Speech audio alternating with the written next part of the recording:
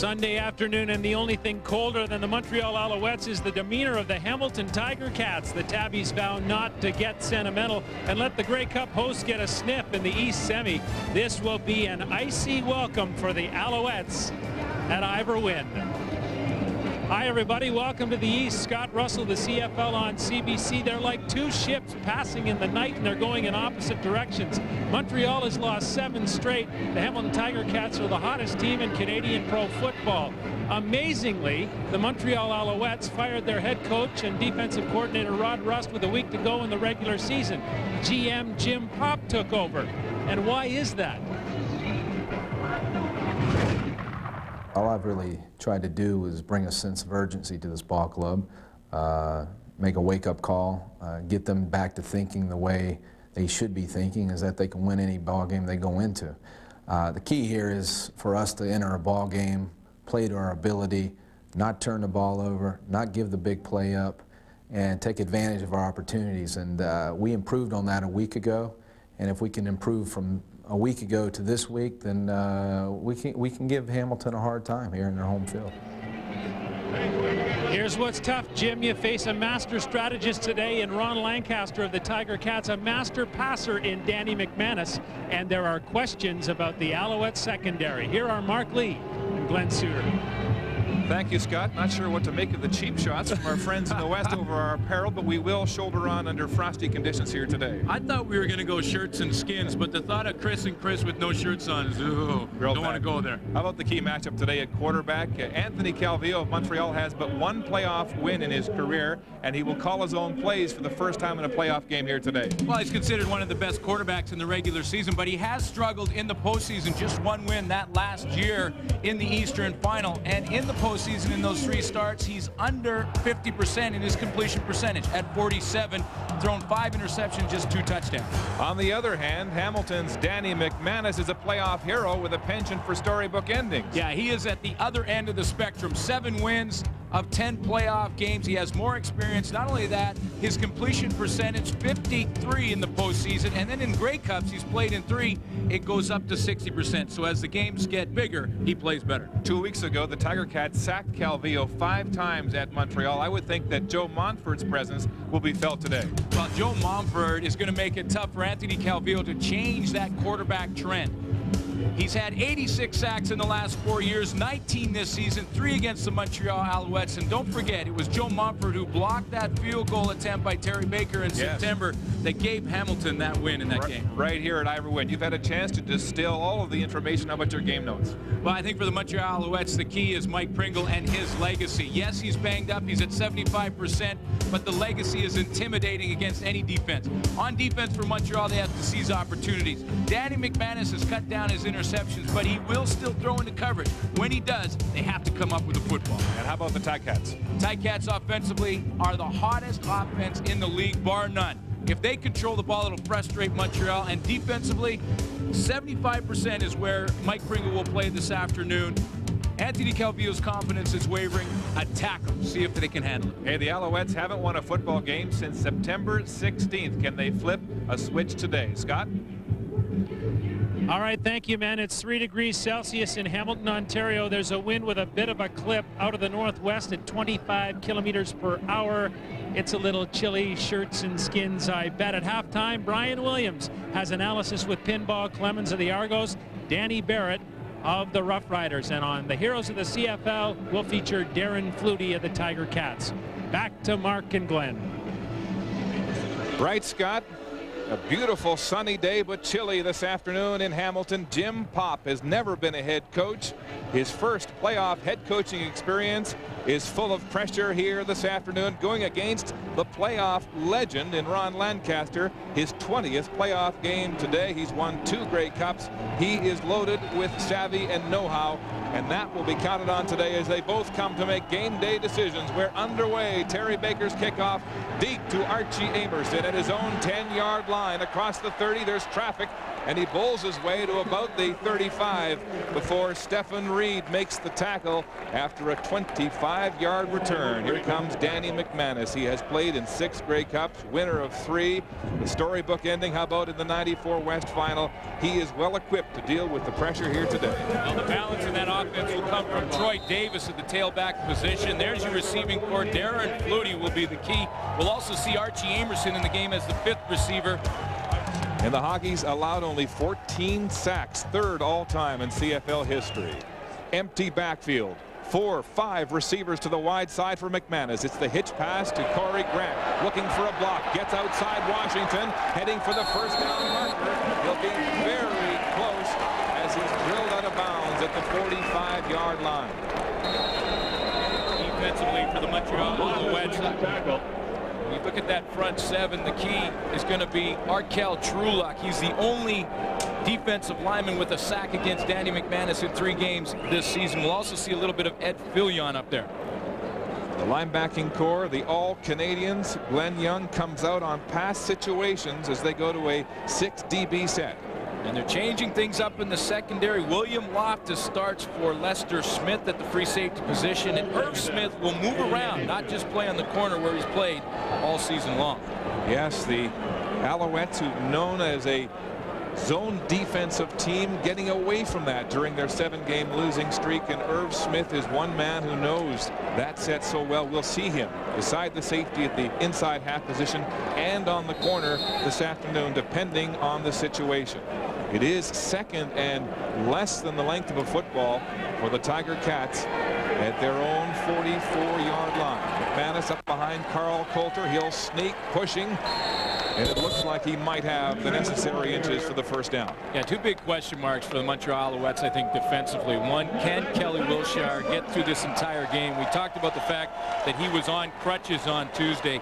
He's going to be important because it's going to be Kelly Wilshire that'll be up jamming Darren Flutie and Archie Emerson as they release out of the receiving corps. Flutie coming into this game needing only 3 receptions to break Alan Pitt's playoff record for all-time catches. That's 78.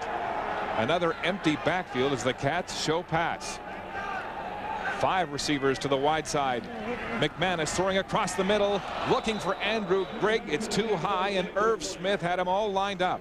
And that's Irv Smith playing that zone defense, and he had lined up Andrew Grigg coming across the middle. They leave Darren Flutie on the backside all by himself, but the Montreal Alouettes are declaring what coverage they're going to call because they've not moved anybody to the 4 receiver side, so they're just going to drop back in zone. You can see the pressure that Danny McManus was dealing with. And the Alouettes have been, excuse me, Glenn, have been getting good pressure from their front 4 in recent weeks. 2nd and long for Danny McManus.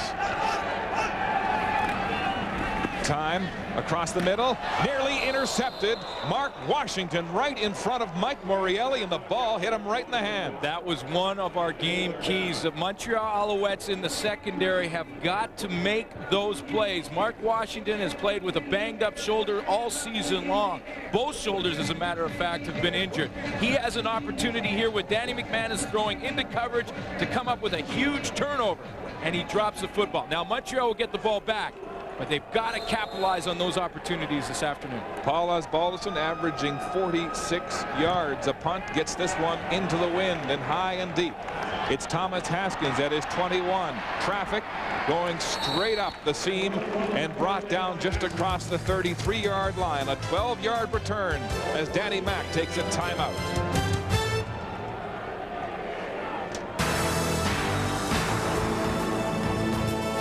The CFL on CBC, the road to the Grey Cup, brought to you by Dodge. Grab life by the horns.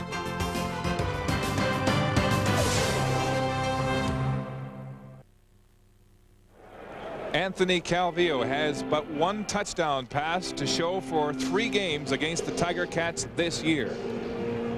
Well, Mike Pringle is the key to this offense. He's at 75%, but his legacy will be important, and it's an intimidating factor. There's the receiving core. Kevin Alexander draws into the game for Jermaine Copeland. Yes, and he's a huge addition for the vertical speed he has. The Hoggies here have been solid all year and healthy for the Alouettes. Here we go, first series of the game. Pringle ready. He'll get the first handoff, running hard, but chipped right at the line of scrimmage by the middle linebacker, Jason Lamar, who cut him down at the ankles. Well, Fitzpatrick was in on that tackle as well. One of the front four for the Hamilton Tiger Cats, and the key, of course, Joe Mumford, a guy who can dominate a game in a hurry. 19 sacks on the season. Linebacking core has come into its own. Chris Schilling, maybe the most underrated defensive player in the league, and Rob Hitchcock led the CFL with 6 interceptions, tied with Jerron Bolton and Wayne Shaw. It's 2nd and 6. Flat pass. It's caught by Pringle. First down territory as he bowls his way out of bounds just shy of the 50-yard line. So it's Pringle getting the call on the first 2 plays from scrimmage for the Alouettes. As you mentioned, Glenn, he's probably only 75% with that torn tendon in his foot. Well, I love the way people, the experts, so-called experts, have been trying to figure out what's been wrong with the Montreal Alouettes over the 7-game losing streak. I'll tell you what's been wrong. Mike Pringle hasn't been at the top of his game. Consensus is, Glenn, that this Alouette team has to start strong and get going early, get the lead. There's a big hole for Pringle. Running, galloping, close to another first down. Well, Mark, when you consider that in that 7-game losing streak, Mike Pringle wasn't even in the lineup for 3 of those games. And then when he was in the lineup, obviously not at 100%. Now, 75% for Pringle's good for over 1,300 yards rushing on the season and better than most running backs in football. But it's his legacy and the intimidation factor that he brings. Remember, this team has been built offensively around number 27 for the last, well, since '96, since they've been back in Montreal. Exactly. This Montreal offense is predicated on establishing the run and then being able to operate the passing game out of play action, where the defenses are forced to honor the run almost every play. It is a first down for the Alouettes across midfield. Back to pass. Calvillo in the air across the middle, looking for Tyree Davis. Incomplete. Dedrick Mathis with close coverage on that play for the Tiger Cats. There you go, a little play action as you saw that Jason Lamar, the linebacker, was a little concerned with Pringle, and he didn't get deep enough in his drop. That opened up the throwing lane for Anthony Calvillo. He threw it just a little bit behind the intended target. See, out to his left, Jason Lamar was way up too close to the line of scrimmage. That gave him a lane. He just couldn't get him the football. It's Tyree Davis. 2nd and 10. Haskins in the lineup. 5 receivers for the Alouettes. Deep downfield, in and out of the hands of Tyree Davis again. Incomplete. In a punt situation as Rob Hitchcock puts a lick on Tyree Davis. Rob Hitchcock was coming across playing the man all the way, and he had Tyree Davis lined up. 6 interceptions on the season for Rob Hitchcock, an all-star year in my opinion for the Hamilton free safety. There he is, the big free safety who finished in a 3-way tie for the interception lead this year with 6, with Jerron Bolton and Wayne Shaw, as Terry Baker gets set to punt for the first time. A huge 46-yard average and a strong tailwind behind him today. Amerson and Johnson back to receive this one. A high spiraling kick deep through the end zone and across the goal line for a punt single, his 3rd of this year, a 56-yard punt, and the Alouettes are on the board. Danny McManus lit up the Alouettes for 3 touchdowns 2 weeks ago and says he must be the opportunist today. What you did 2 weeks ago is not going to get you any points. So what we have to do as an offense is just stay with our basic stuff that we've been doing. And when there's an opportunity against their tough defense, take advantage of it. You're going to get some little spots here and there. If you don't take advantage of it, it's going to be a long day for you.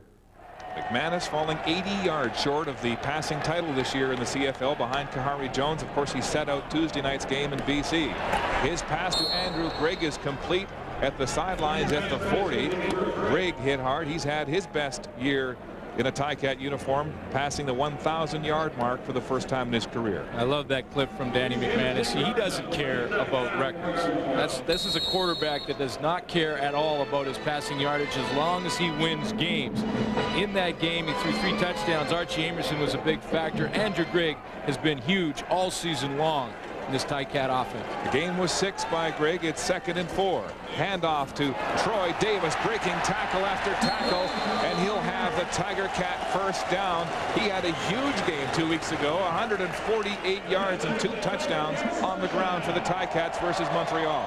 Well, no question. It's been interesting to watch this Hamilton Ticat running game throughout the season. In the first 9 games, they were around 100 yards with Ron Williams. They got rid of Ron Williams, and their running game dropped off down to less than 70 yards per game for about 4 or 5 in the middle of the season. But in the last 2 games, Troy Davis alone has rushed for close to 120 yards per game. The only player in NCAA history to have back-to-back 2,000-yard rushing seasons as McManus goes deep. Amerson's got it, then drops it. It's ruled incomplete. Irv Smith, Mark, came across in the zone. This was something that the Montreal Alouettes had problems with versus Edmonton in the last game of the year. But that's why they moved Irv Smith to play the deep defender in a lot of the zone coverage. In other words, Irv Smith is going to be the last guy back because he's a veteran of 8 years. He knows how to time these things up. He comes across, puts his helmet right on the football, and knocks it out of Archie Emerson's hands. Emerson on that very same play, 2 touchdown catches against Montreal on October 28th. 125 yards in that game. He should have had that one. 2nd down, 10. Tiger Cats. McManus flaring it out to Troy Davis. There was Stephon Reed containing and waiting for him to hold him to a gain of about 2 or 3 and force the Tiger Cats into a punting situation. And when we talk about Montreal and offensively talk about Mike Pringle being the character guy, defensively, this Montreal defense has always been a zone team as long as I can remember, the last 3 or 4 years. What they like to do is play a lot of zone and make Hamilton throw the ball underneath like that to Troy Davis, then rally up and make the tackle, make the team punt the football. They got away from that, lost 7 games in a row. Jim Popp's getting them back to that. Osbaldiston driving this spiral back to Haskins at his own 16. Thomas Haskins with some speed, breaks a tackle, finally hauled down from behind by Warren Musica just shy of the 40-yard line. A 20-yard return as Anthony Calvillo goes back to work. Can he put this season behind him and 7 straight losses coming into this playoff? We got to go on the road. We're here to play Hamilton, and I know the guys are really excited right now because the regular season's over with, and now it's just down to a 1-game season.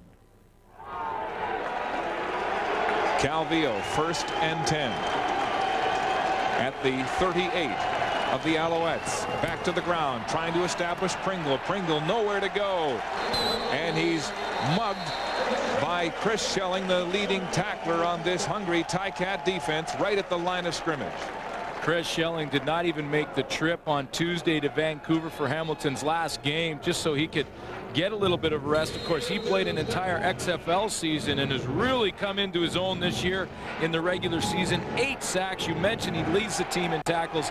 He has been all over the field for the Hamilton Tiger Cats.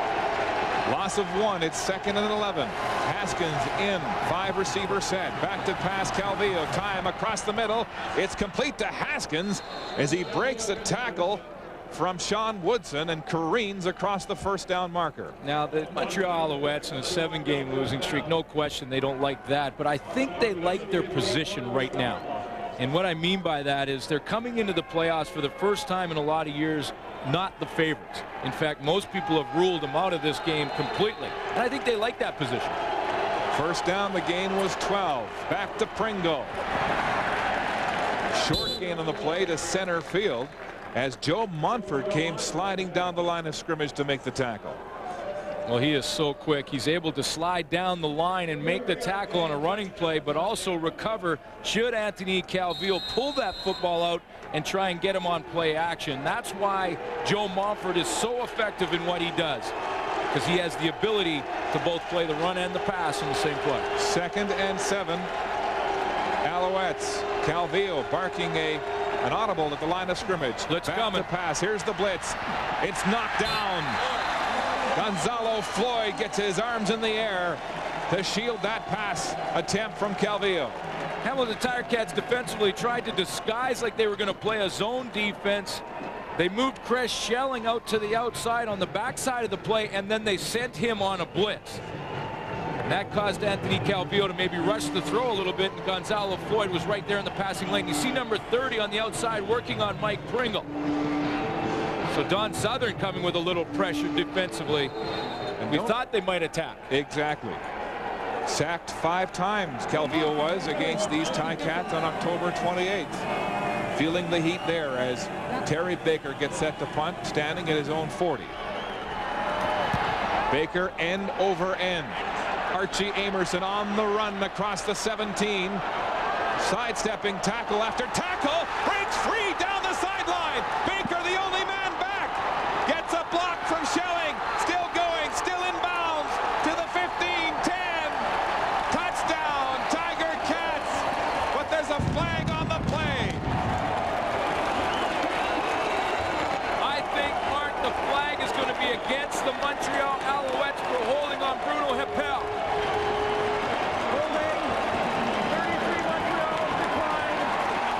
The call is against Montreal. The touchdown stands. A 93-yard punt return by Archie Amerson. And the Ticats have their first major of the day. Breaking tackle after tackle. It looked, Glenn, for a moment he was surrounded by Montreal Alouettes. He just got the one seam, used the speed on the outside. You know, Montreal, in preparation for this game, were worried about the Ticats' ability to block punts. They weren't really concerned about the return game. Well, the return game just got them. First return touchdown of the season for this special teams unit. Ozzie splits the uprights with the point after. And the crowd is alive at Ivor Wynn. The home team up 7-1. Archie Amerson still gathering his breath after rambling 93 yards on the punt return for a touchdown when it looked like he was surrounded, Glenn. Well, Amerson did a real nice job of moving to the middle of the field to set up the Montreal cover team. See how he moves and slides to the middle of the field? He's patient. He breaks to the outside, and when contain is lost, he is gone. It was a huge play. Now there was some pushing and shoving after the convert between these two teams. And Glenn, Paul Lambert is being ejected and being sent to the Ticat locker room. There goes Mihalik, rather, being thrown out. Last time they played, look at Mihalik, he's still wound up. Paul Lambert was thrown out the last time they played for spitting. And Ron Lancaster is furious on the Ticat bench. Irv Smith was involved. Objectionable conduct, disqualification, Hamilton 66. There's been a 30-yard penalty applied for this unsportsmanlike conduct on the kickoff. Lancaster pacing, agitated on the bench. Osbaldiston will tee it up from his own 15-yard line. Well, there's no question he's upset. I mean, he just lost his starting guard. And they only have one other offensive lineman dressed. That's Gary Brown. He's been nicked up.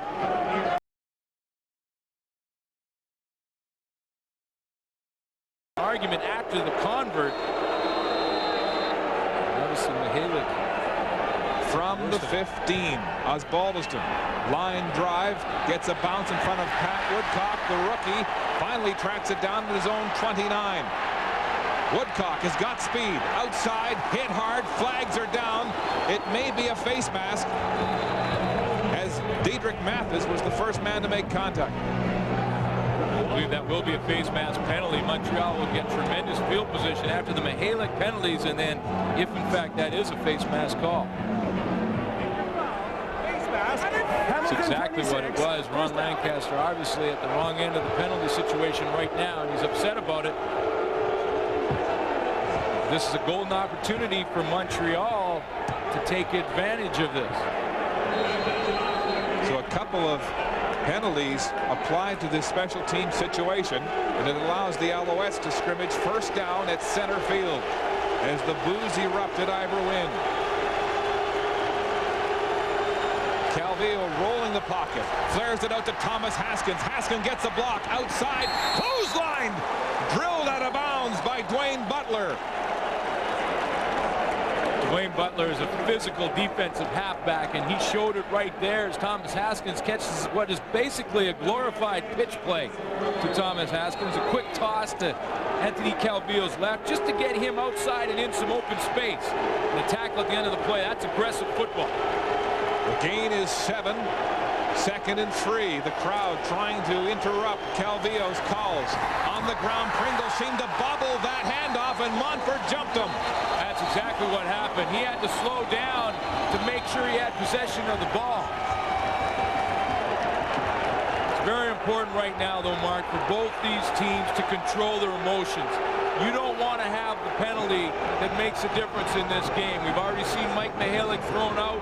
Both teams are pushing and shoving after every single play. They've got to control their emotions. This game is too important to let your personal vendettas outweigh the needs of the team.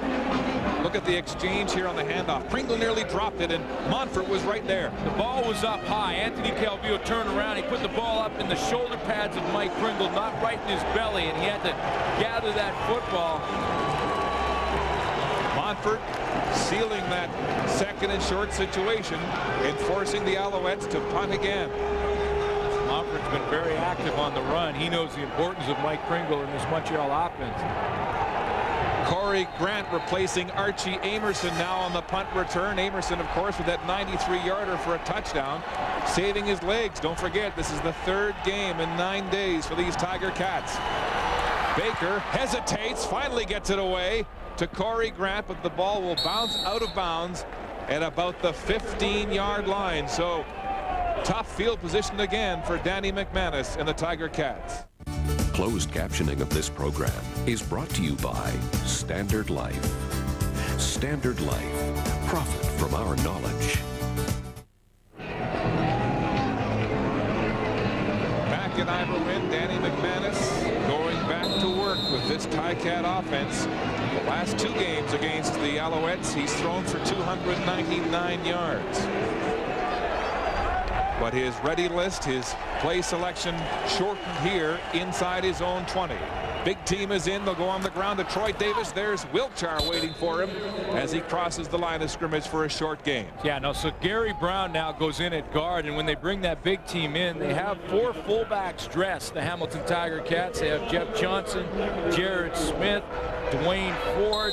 They're all in there along with Randy Bull. So when they go with the big team, those fullbacks become more of a factor. But Gary Brown now, who's been nicked, has got to play the entire game.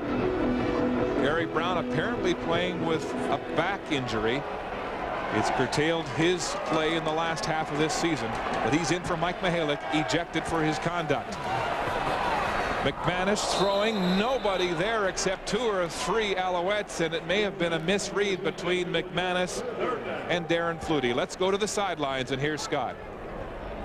Right, Mark, you were talking about the conduct of Mike Mihalik. Well, here's the understanding on the Alouette bench. Ed Fillion tells me that Mihalik is gone because he spit on Irv Smith of the Alouettes, and so things are getting nasty down here. No love lost between these football teams. Mihalik because he spit on Irv Smith. Guys? Right, Scott, that's the 2nd time a spitting incident has cost a Tiger Cat lineman. Mihalik this game, Lambert the last one. A squib punt from Osbaldiston, bounces across the 45, and then it's pounced on, and there'll be no yards there as Torrey Hunter jumps on it with the Tiger Cats within the 5-yard restraining zone. It was right after the Archie Amerson touchdown. This was after the extra point. Mihalik is in there with Irv Smith. They're talking now, no matter what Irv Smith said to Mike Mihalik, right there. Hamilton 26. No matter what he said, to spit on him in that situation, and you saw it happen, the refs were right there on the spot, threw him out, and that just put himself ahead of his football team in a key situation, a big game for them. Now another development for the Tiger Cats, and it's not good. Rob Hitchcock is down at the 45 as Mihalik whacks his helmet and leaves the football game. The free safety is down for the Tiger Cats. That's Rob Hitchcock. We'll check his situation when we come back to Hamilton. Rob Hitchcock is back on his feet, but moving gingerly as he gets a hand from Tyree Davis, the popular hometown hero here in Hamilton. Well, he's the quarterback of the defense, too. When Montreal Alouettes come out over the football and change things offensively, he's the guy that makes the checks in the secondary and gets everybody lined up properly. And you add to the season, the season that he's had, and be a huge loss. Kyle Walters, the backup safety, will come in and play in the middle of that defense. Now they're confident in Kyle Walters, but he does not have the experience of Rob Hitchcock. The Tiger Cats have been penalized 3 times for 50 yards already in this first quarter. Yeah, they have to keep their composure. First down, Alouettes at the 37 of Hamilton. Calvillo straight back to pass. Flush from the pocket. Lots of room on the far side, and he'll run. Fitzpatrick gives chase, but Calvillo scampers to the 15, maybe the 16-yard line, and steps out of bounds with a Montreal first down. What a play by Anthony Calvillo, because the guy that he made miss in the middle of that pile was Joe Mumford, and you can't make Joe Mumford miss very often. Mumford is going to come from the left of your screen, number 53. He gets up inside and is right there. He's right in the face of Anthony Calvillo. A little shake move by Calvillo gets him to the outside. And away you go. 21-yard gain for the first down by the veteran quarterback. Rolling back to pass again to the end zone. Looking for Mike Pringle, but it's well overthrown. Diedrich Mathis one-on-one on the wheel route there. Well, the other thing that with Rob Hitchcock on the sidelines right now, it changes things for the Hamilton defense. They'll probably go to more vanilla defense, more basic coverages. You don't want to get too complicated when your starting free safety is over there on the sideline. Now it worked out for Hamilton on that last play because they were playing zone against that pass from Calvillo. Hitchcock's had a tough 9 days himself. He played weak linebacker against the BC Lions on Tuesday night. Well, 3 games in 9 days is unheard of in football, and you wonder if this team will hit the wall. First down, Alouettes threatening now in the red zone. Calvillo with lots of time, pumps, will scramble again. Pressure, throws to the end zone. Touchdown, Jock Climby. The Alouettes get their first major of the afternoon. The play is made because Anthony Calvillo buys some time, and Jock Climby never quits on his pattern. Jock Climby had 1 touchdown catch this year, but a clutch receiver with 844 yards, and that time he was in the right place at the right time. Well, he went from the right side of the formation on Anthony Calvillo's right all the way across to the far left, and Calvillo bought some time and got him the football. And that's one way he's been escaping the jams. He's been jammed throughout the course of this game. 2 weeks ago, he was beaten up physically by Gerald Vaughn, and the crossing routes helped him escape there. The point after is good, and the Alouettes move back in front by 1 as the veterans on this football team rise to the occasion early. Jock Climby is going to come from here all the way across the field, and there's going to be 3 or 4 different opportunities for him to get the football. Anthony Calvillo is not ready to throw here. Now, hold it right here, guys. Watch how he right there now is Climby. He's still working. Calvillo gets to the outside, buys himself some time. He sees Climby wide open and throws a dart right to him in the corner of the end zone. Glenn, this is something we hadn't seen in 7 weeks through 7 straight losses. The veterans improvising, making things happen. A lot of these receivers haven't been open in a long time. Yeah, and you got to give your quarterback some help, and that's exactly, Jock Climby knows that better than anybody. He's been around long enough in his career to know that when your quarterback is struggling, you got to look in the mirror to help him out. The Alouettes looking composed. They have a 1-point lead against a Tiger Cat team that has been unspooling with penalties and a costly injury right now to their safety, Rob Hitchcock. The kickoff to Archie Amerson at his 10. Amerson with blocks gets to the sideline and steps out of bounds with Mark Washington there to force him out. A 29-yard return for the man who has Hamilton's touchdown this afternoon.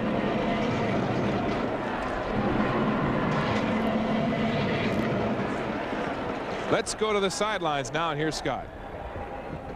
Okay, Mark. Well, the story is about Rob Hitchcock, the safety of the Hamilton Tiger Cats. They now have his boot off. That's his left ankle, and they're in the process of freezing and wrapping the ankle. He was writhing in pain earlier. They're hoping to get Hitchcock back into the football game, but the boot's off. They're freezing and wrapping it. Guys? Man. And you know what the freezing is? That's an injection in the ankle, and that is painful. Troy Davis with a dump pass, breaks some tackles. Oh, he is hit hard by William Loftus, who's subbing for Lester Smith this afternoon, and he's a headhunter in the secondary. Yeah, both Rob Hitchcock and William Loftus will hit you. And in fact, Jim Popp said to William Loftus getting his start in this playoff game because Lester Smith suffered a concussion against Edmonton. He said, listen, early in the game, forget about the football. Don't try and intercept it. Just make your presence known. Come up and hit people. Gain of 13 and a first down for Troy Davis and the Tiger Cats. McManus, empty backfield. Taking time, deep downfield for Flutie, but double coverage, and Flutie was walled off. He couldn't get near that one. Incomplete. Mark, in this game, the way that the Montreal Alouettes are playing defensively, Danny McManus is going to have some time to throw the football. They're just going to rush 4, and what they're going to try and do defensively is make it tough on the receivers to get open. So it's going to be up to McManus to stay patient. He's going to have time in that pocket with a 4-man rush because they have 5 offensive linemen. If you do the math, you've got 1 more than they are sending. But the pressure now becomes squarely on the shoulders of the receiving corps. This receiving core has let McManus down throughout the season with a lot of untimely drops. Here he goes again, second and long. It's high, and Eric Riddick ran right by the ball. Flutie again, the intended receiver, but it's incomplete for Danny McManus, and the Tiger Cats will be 2 and out in a punting situation. We're back to the Eastern semifinal in Hamilton right after this.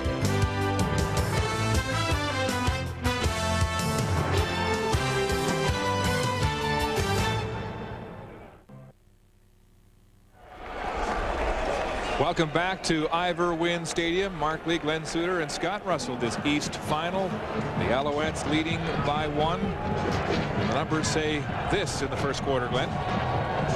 Well, it's been fairly balanced in the passing yardage. 46 for Montreal, 30 for the Hamilton Tiger Cats, and the time of possession almost identical. The penalties have been the big difference, mostly going against Hamilton. Of course, they have Mike Mihalik already ejected from the game. He is gone. If they lose an offensive lineman right now to injury, they're in big trouble. They got to bring up a back. Ron Lancaster clearly agitated by that poor behavior as Osbaldiston fields a one-hopper and squibs this one end over end. Woodcock has to drop to make the catch, breaks a tackle, tries to get outside, and Dwayne Butler puts the hand on him and brings him down immediately. A 9-yard return. In the spotter's booth today, an old friend, an old familiar face. That's Tracy Ham. Jim Popp called him up 2 weeks ago and said, Tracy, we need help. Can you come and help? And right now, Glenn, he's in the booth helping look at the defensive coverages and helping the offensive coaches. Yeah, I think he's a stabilizing factor for Anthony Calvillo. They've worked together for many years before Tracy Ham retired. But more importantly, he's up in the booth as an extra pair of eyes and ears. He knows the Montreal offense, and he certainly knows how Don Southern likes to play defense. Hitchcock back in the lineup on defense. Pringle gets the handoff. There's a hole opening momentarily, and then he's swarmed by 4 Ticat tacklers. Getting back to Anthony Calvillo, we talked to Tracy Ham before the game. He said, I told Anthony, you've got to put your stamp on this football team now. If you're nonchalant, your teammates will be nonchalant. What'd you make of that? Well, I think it's a great point, and you know, that's part of learning how to become a great leader and how to have the entire team. It all starts at the quarterback position, and Anthony Calvillo is a quiet guy with a quiet demeanor. Tracy Ham says, you got to change that. You got to go and attack. Calvillo throwing to the outside, got a man open. It's Haskins in close coverage. He drops the ball. He had it. They marked it a catch.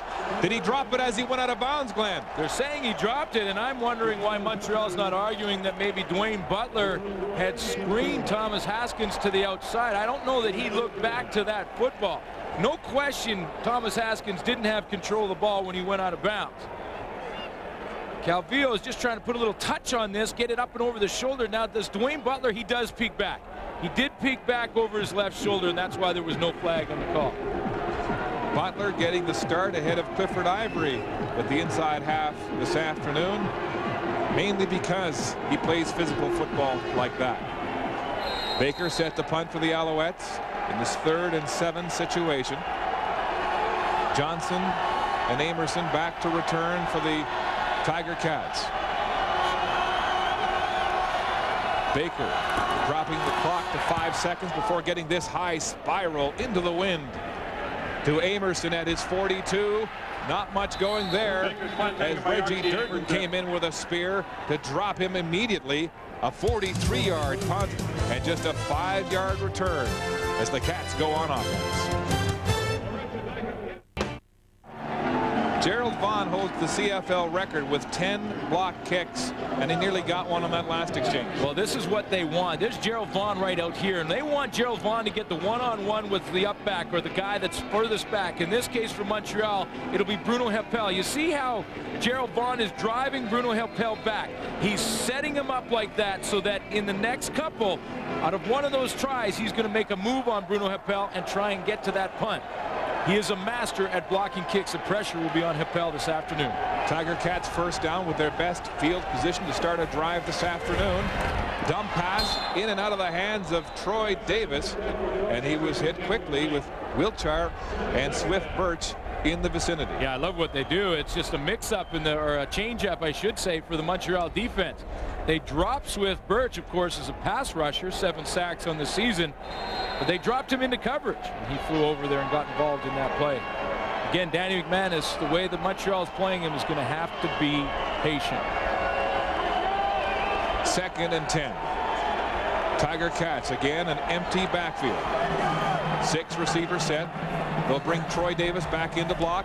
Downfield, it's complete to Archie Amerson, who rolls across the first down marker, and he'll be close to a first down. It is a first down for the Tiger Cats.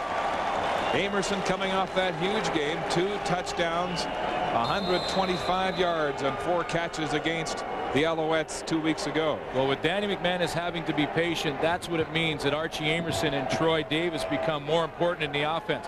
Those little dump passes will become the key element to this offense if Montreal continues to play this way. Handoff, Troy Davis gets outside. Here's the pursuit. Big block on Wiltshire as Davis turns the corner. And he'll be close to another first down.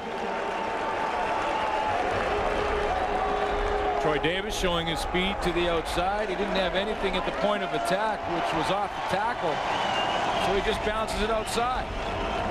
See how the Montreal Alouettes close down that side of the field, and then he just wins the foot race with Glenn Young. Davis is getting stronger and stronger with every week in the backfield for these Tiger Cats. Hurt in the early part of the year with a hamstring injury. He's been a force as this Ticat running game reignites late in the season. McManus, lots of time, finally gets it away. It's complete to Darren Flutie for another Hamilton first down. Well, Darren Flutie can play no matter how you play him. Darren Flutie will find a way to get open. And, you know, there's some receivers in football that are better against man-to-man type of coverages, some that are better against zone. With Darren Flutie, it doesn't really matter. Flutie now just 2 receptions away from breaking Alan Pitt's playoff record. Tremendous consistency of this athlete. 9 times he's had more than 1,000 yards receiving. First down, McManus.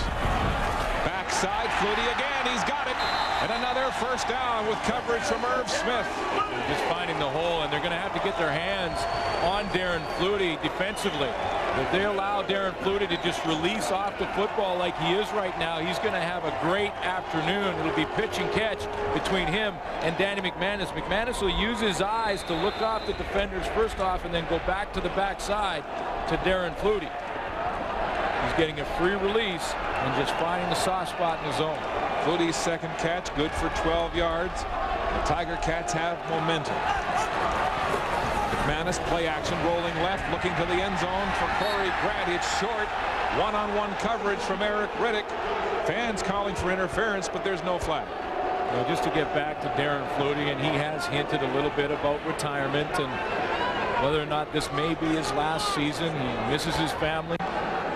and that's completely understandable. But boy, we'd love to see him back for another year when he's so close to becoming the all-time leading receiver in CFL history. And you consider he's only 1461 behind Alan Pitts in passing yardage and 58 receptions, and he could do that with a good year next year.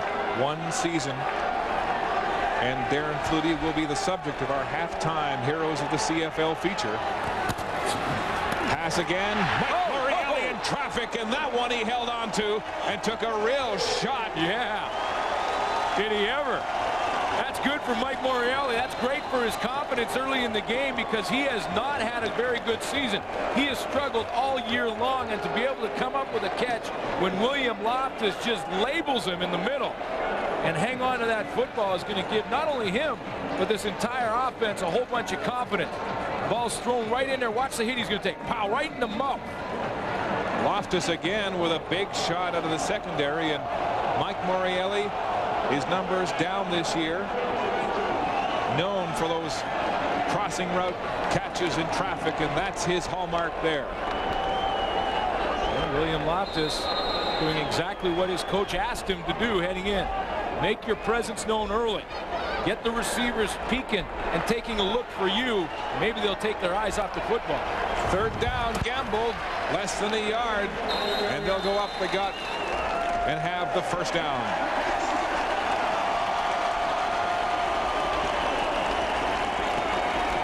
Darren Flutie following Danny McManus throughout the CFL, from BC to Edmonton to here in Hamilton, and they have a telepathy, a chemistry you don't often see between quarterback and receiver.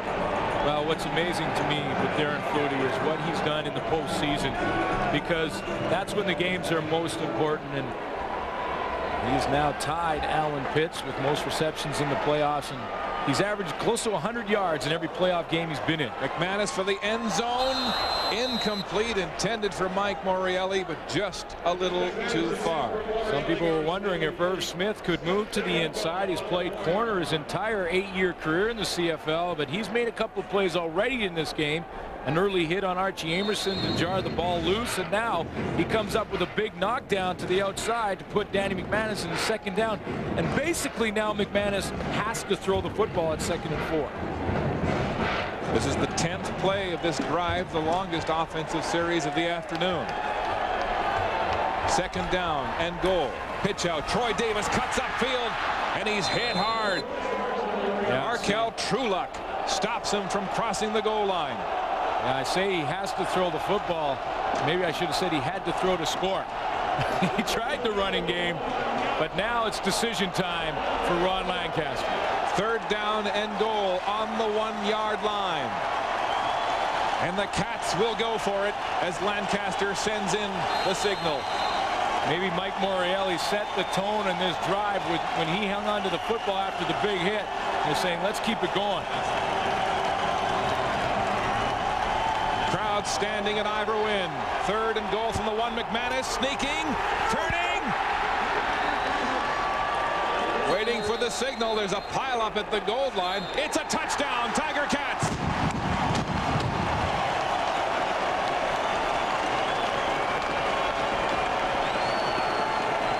The officials wanted to be sure. They delayed in their call because they were looking to see if that ball had crossed the plane.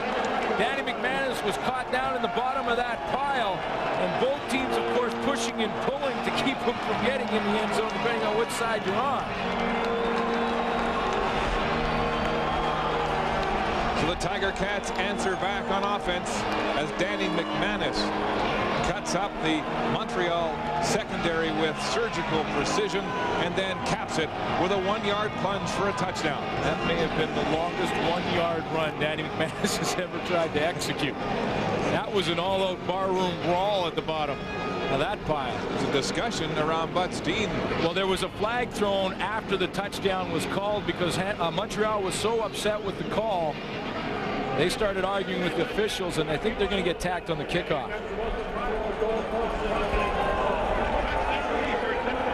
Objectionable conduct, physical abuse of an official, disqualification. Montreal 19, applied on the kickoff. So John Grace is the penalized Alouette. And He's he heading. is leaving the game in a disqualification. So Mike Mihalik first for the Cats. Now the sophomore, John Grace, the backup linebacker for the Alouettes, is gone. I'll say this about the officials in this game. They are not taking any trash talking at all from these players. So objectionable conduct costs John Grace the rest of this football game. And that leaves Tracy Gravely, the only backup linebacker. And they'll have to find someone to run special teams. You know, at the best of times, football is such an emotional game. Then you get to the playoffs, and that intensity is turned right up. And controlling the emotion becomes the most important factor sometimes. The point after from Osbaldiston is good. And the Tiger Cats are back in front, 14-8, with 7 minutes to go in the first half.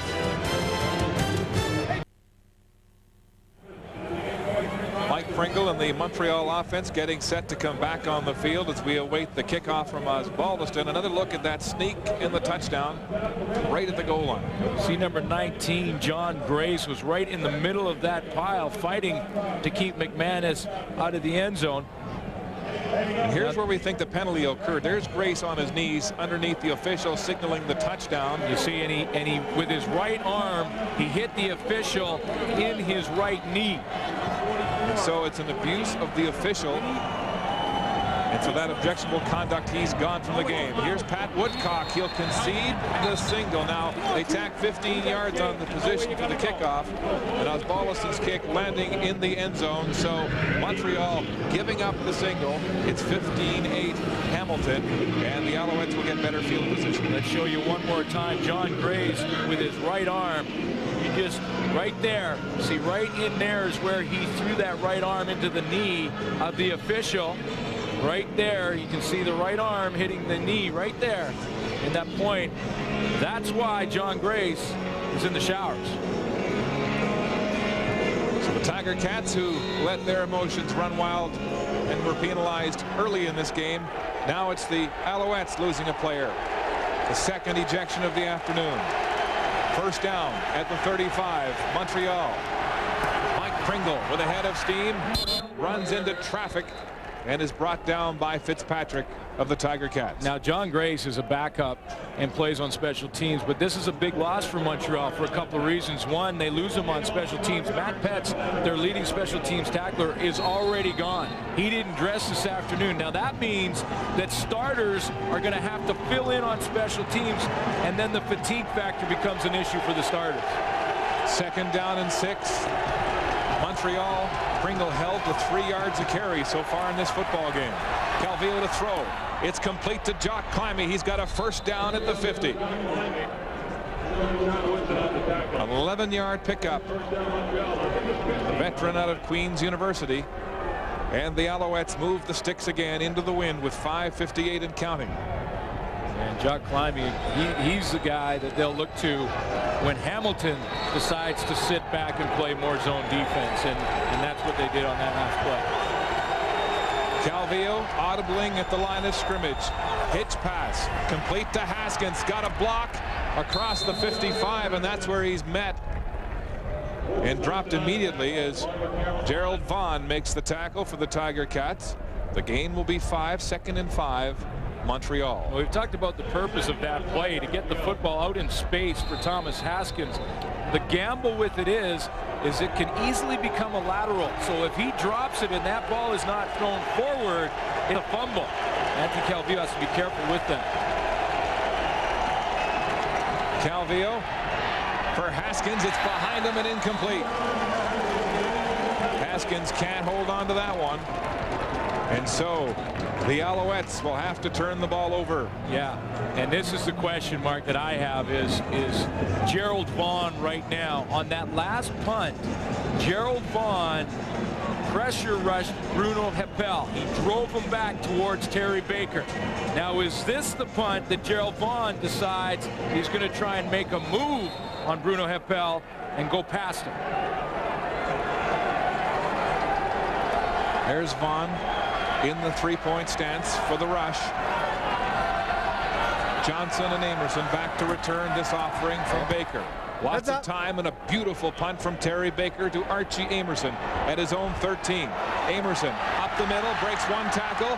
Finally, Eric Lapointe brings him down as he crosses the 30. A 43-yard punt from Baker and a 19-yard return. There's Gerald Vaughn. He's a rugged football player at 6'3", 195, but he may have met his match in Terry Baker. A couple of times again. This is Vaughn off the edge. Again, he's going to rush hard on Bruno Heppel and set him up. Watch after the play, though. Baker's going to give him a two-hander in the back. Vaughn turns around and says, "You don't want to be hitting me," and the two start a brawl right there in the middle of the field. Maybe Gerald Vaughn trying to get in the head of Terry Baker a little bit. I'm not sure if it's too late, but Chris Walby may have to pencil him in on the Warriors. Here's McManus passing. It's complete to Darren Flutie, and with that catch, Darren Flutie passes Alan Pitts with 79 playoff receptions, a new CFL record. It's just incredible what Darren Flutie has done, not only throughout the regular season in his career, 12 playoff games, and in those 12 games he's averaged 93 yards per game. Just think about that. Close to 100 yards per game in all 12 playoff games that he's been in. He also holds the CFL record for 6 100-yard games. As Davis goes on the ground, the second and short situation. Darren Flutie with 3 catches this afternoon for the record. There he is, moving one in front of Alan Pitts. Some big names on that list, including George Reed. Yeah, that's an interesting one when you consider primarily George Reed was handed the football. It wasn't thrown to him, but up there on that list because they were in the playoffs quite a few times back when George Reed played in Saskatchewan. It's quite an accomplishment from Darren Flutie, and throughout his career in the regular season averaged over 1,200 yards per season. Only twice in his career has he been under 1,000 yards, and both years he didn't play the entire season. And you know, this career nearly didn't get started here in the Canadian Football League, and we'll address that at halftime when Darren Flutie is the subject of our Heroes of the CFL halftime feature. Flutie with 3 catches for 33 yards. That ground attack from Troy Davis just short, and so it's a 3rd and less than a 1 situation, and Osbaldiston will punt for the Tiger Cats. 3:36 to go until halftime. Osbaldiston likes to spray his punts. That's why they've got 2 return men back from Montreal. It's Woodcock again on the fly at the 30. No yards will be the call as flags fly on the return from Pat Woodcock. A 39-yard punt by Osbaldiston and a 13-yard return by Woodcock. And add 15 yards for no yards. Exactly.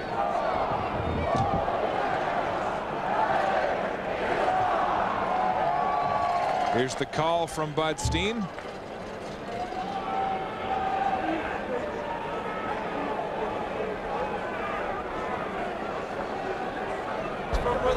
No yards. Hamilton 13. Penalty is declined. First down. Darren Flutie with 3 catches for 33 yards this afternoon. The 3rd one, of course, the milestone as he breaks Alan Pitts' all-time playoff receiving record. And you know, his catches were typical Darren Flutie so far this afternoon.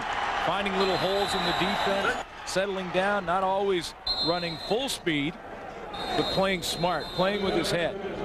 Tyree Davis with the reception there.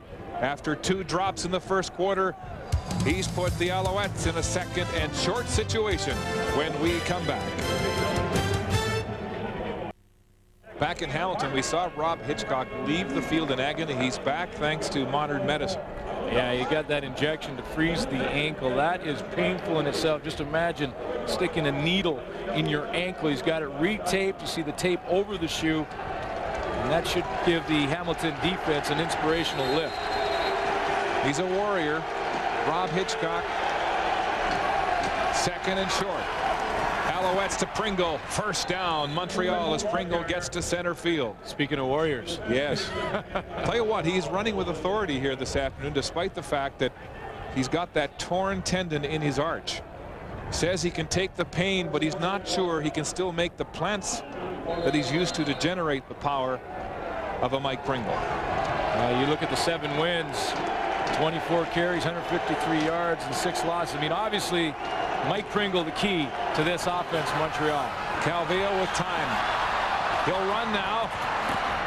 Breaks a tackle, still going, puts his head down, and finally Larry Fitzpatrick makes the tackle, but not until Calvillo scrambles for a first down on a 12-yard play. We talked about the importance of Pringle, but if you consider halfway through the season he's been playing on 75%, meaning like, you know, you're taking a lot of Mike Pringle's game away, and Mike Pringle's game is to attack defenders. When you go to try and tackle him, he's coming up and trying to run you over.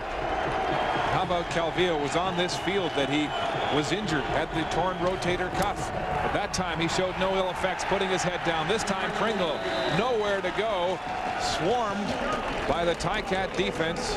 Jason Lamar, Chris Schelling, they're all there. These Ticats have 3 linebackers in the top 10 in CFL tackles.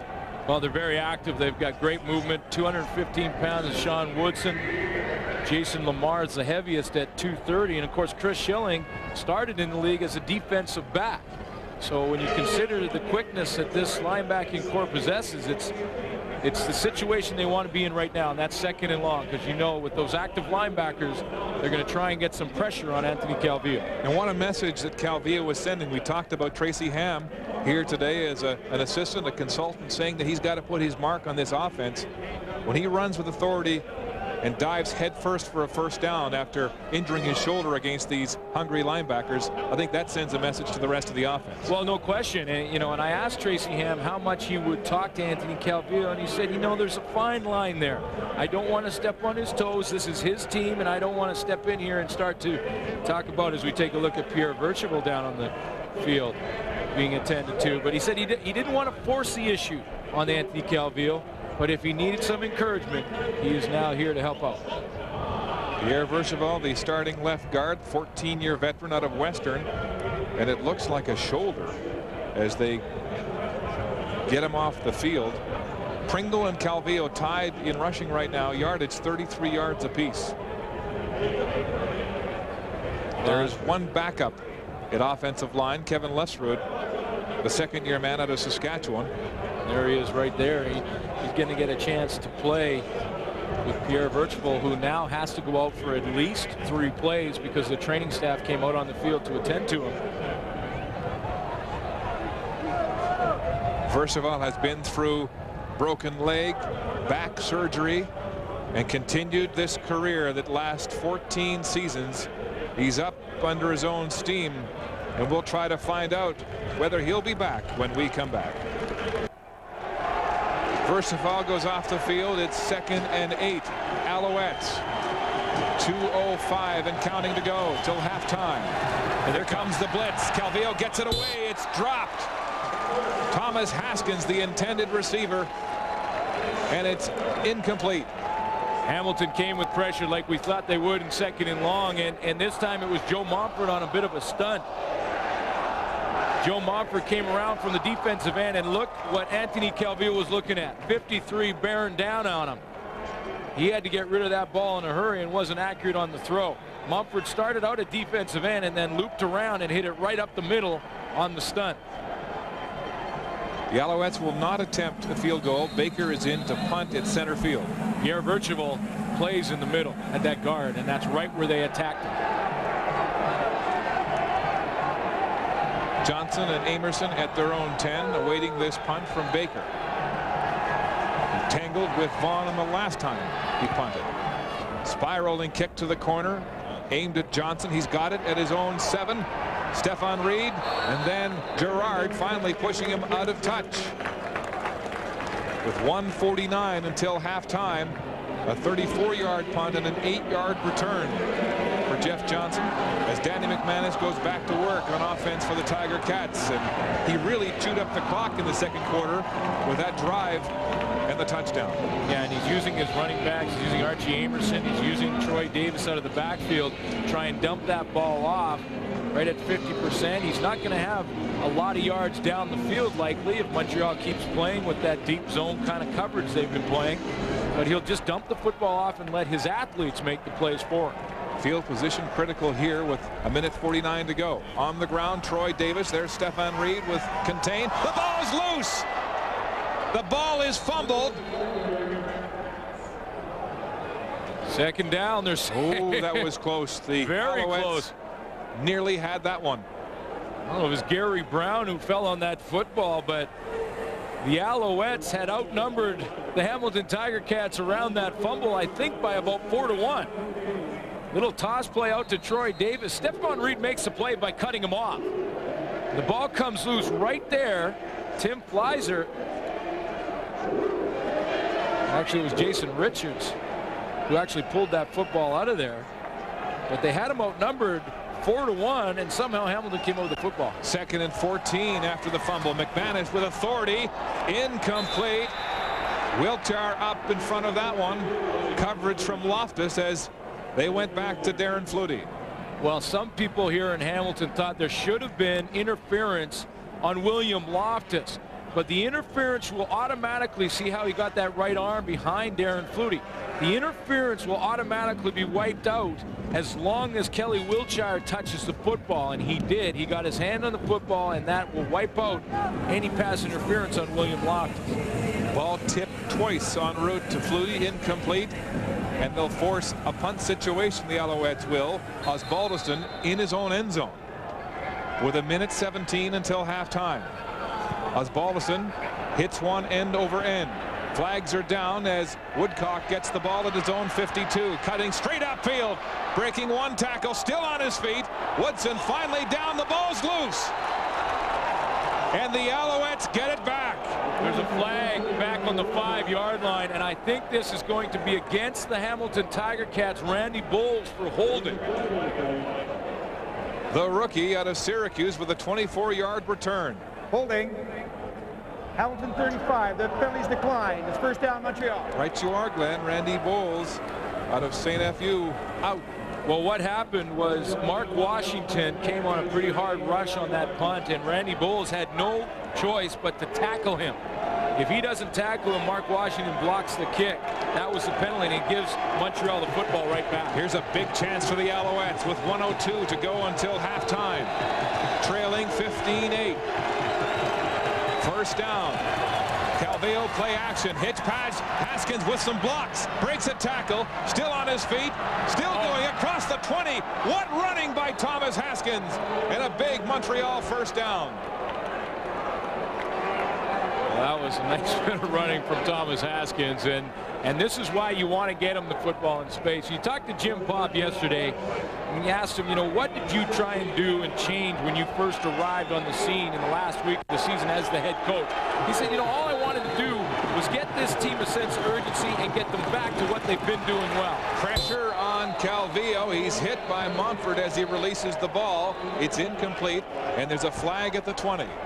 You know, and what he said they've been doing well, and what what got them here for so many years into the playoffs was running the ball to Mike Pringle, getting Thomas Haskins the football in the open. Hamilton 53, first down repeated.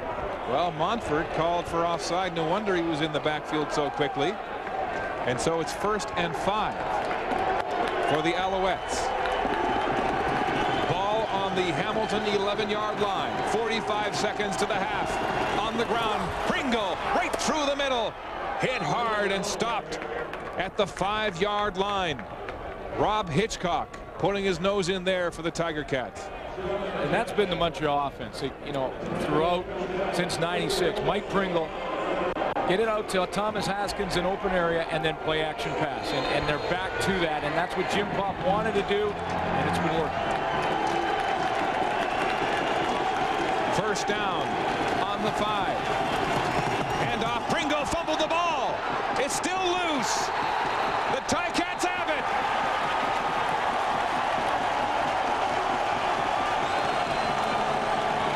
Mark, it's the second time I think that Calvillo got the football up high. Rob Hitchcock comes up with the ball at the bottom of that pile.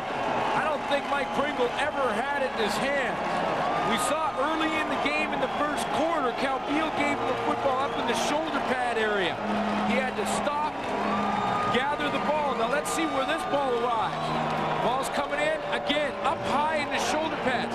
If it hits the shoulder pad area, the ball's going to bounce out. Glenn, the Alouettes have fumbled 7 times against the Tiger Cats coming into this game. 3 of them by Pringle. He's had 2 here today. See it up in the pads? Those shoulder pads come down to just above your chest area. So you got to get the ball as a quarterback right down in the belly area. That's where the running back is expecting it. And keep in mind, Pringle doesn't look at the football. He's looking at the line of scrimmage. Oh, is he upset as the Alouettes blow a golden opportunity to tie this football game? Mark, running backs are looking down the field. They are expecting the football to be in the same spot every time. Montreal. Once Mike Pringle was able to gather it up off his shoulder pads, that time he couldn't get it, and obviously he's upset with the whole situation. That's an opportunity missed. At very least, Montreal comes away with 3 points. Pringle being left alone on the Montreal bench. Rob Hitchcock has kept the game ball. The hometown hero injured, back in the game, and he makes a huge turnover for the Tiger Cats. 23 seconds to go, and there's Pringle still venting his frustration at the end of the Montreal Alouette bench. Well, again, I think, you know, the key for both teams as they go in at halftime is to just settle down a little bit. The emotions have been running wild. We've seen 2 ejections in this game already. There's pushing and shoving after every play, including this one. And, you know, both teams have to go and settle down. You saw Mike Pringle over there sitting in the dugout. He's awfully upset. You know, this is anybody's game at this point, and that one penalty at the wrong time could be the difference. A huge lift for the Tiger Cats as we approach halftime. McManus content to run this clock down and go to the locker room with the lead. Zeros on the clock. Final play of the first half. McManus takes a knee, and the Tiger Cats go to the locker room with a 15-8 lead. Mike Pringle is still by himself on the Montreal bench after an attack of spontaneous combustion following his fumble at the goal line. Let's go down to the sidelines, and here's Scott. Okay, Mark, and here's Ron Lancaster of the Tiger Cats. At what premium now do you put on keeping your emotions in check in a close football game? You have to. I mean, we know it's going to be a good football game, a tight, hard-fought game. You can't let your emotions get the best out of you and take stupid penalties. How do you like Danny Mac's read of the Montreal zone defense? He's pecking away. He's doing all right. We should be doing a little bit better. They're playing us exactly like we figured they would. But we need, you know, when it's 2nd down and 2, you got to knock people off the ball and get a first down. All right, Ron, good luck to you. Okay. Ron Lancaster, the Hamilton Tiger Cats, and in the East Semi, they have the lead over the Montreal Alouettes. Mike Pringle has fumbled twice in this football game. The result being the Hamilton Tiger Cats lead 15-8. The CFL on CBC will continue.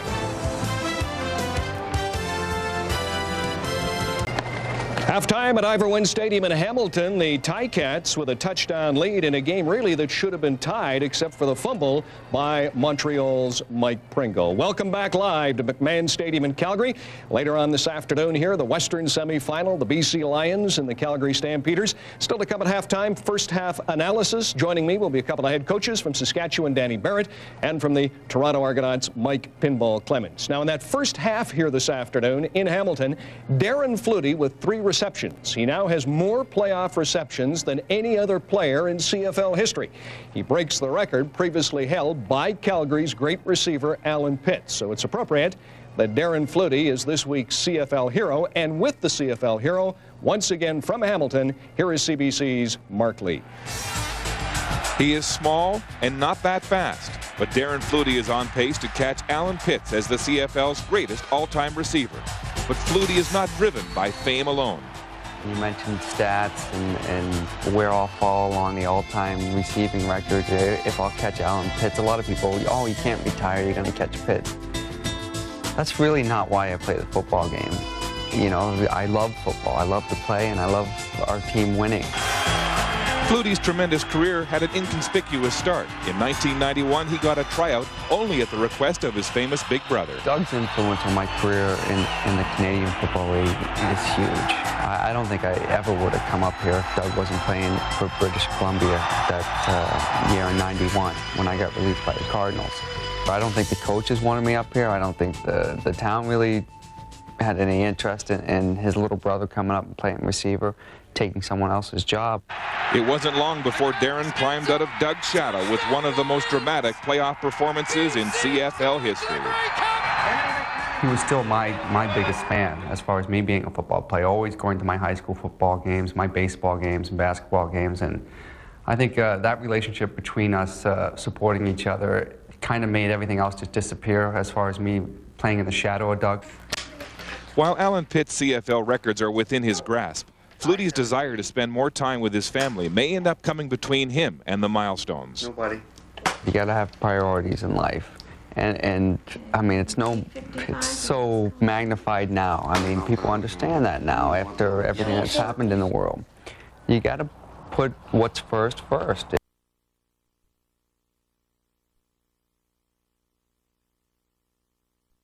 It used to be, before the kids started school, that we'd come up during the season, we'd rent a house in whatever city I played in, and we'd be together all the time. Well, now it's changed a little bit. My children are older and start school, and they're in school back in Boston. And it's just hard on me. I mean, they're caught up in their day-to-day school, and Terry's chasing the kids around and doing a million things, but I'm here. I go to practice, I come back, they're not here. And it's just, I just miss them to death. Along the way, Flutie made a friend in quarterback Danny McManus. They've played together in BC, Edmonton, and now Hamilton with a chemistry rarely found in football. Through the years, and when I had the chance to leave BC, he was in Edmonton. Yeah. You know, why not go with a quarterback that I played with before and that I know is a winner? That's the biggest reason I like to play with Danny, is because I know he'll do anything to win. It's not that I'm... It's just that he's a winner. So you have an opportunity to go to the Grey Cup. You know, we've had some really good moments, and I'll remember those forever. Heroes of the CFL, brought to you by Standard Life.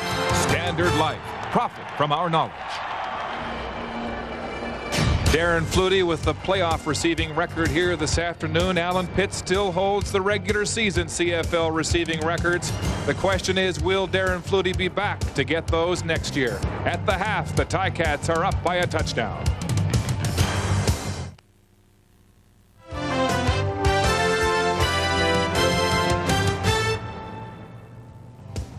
Well, they're not exactly eating them raw, but the Ticats do have a touchdown lead after one half of football. That's the story in the East. The story here in Calgary is the weather. Kickoff 90 minutes from now. Temperature is expected to be a summer-like 16 degrees. They're coming from the golf course to McMahon Stadium.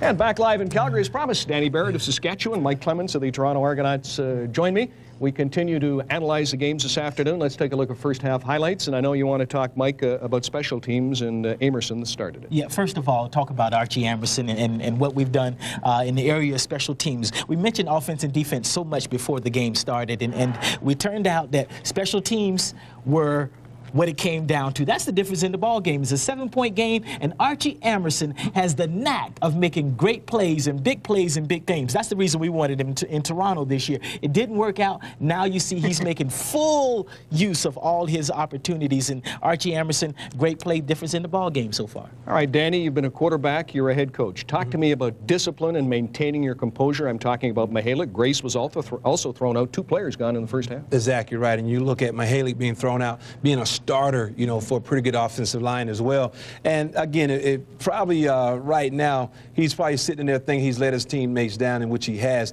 Not a smart thing to do right here. You can see he's trying to get the official not to throw the flag, and I believe it was a spitting incident, uncalled for, and it's the right thing to do from the official standpoint.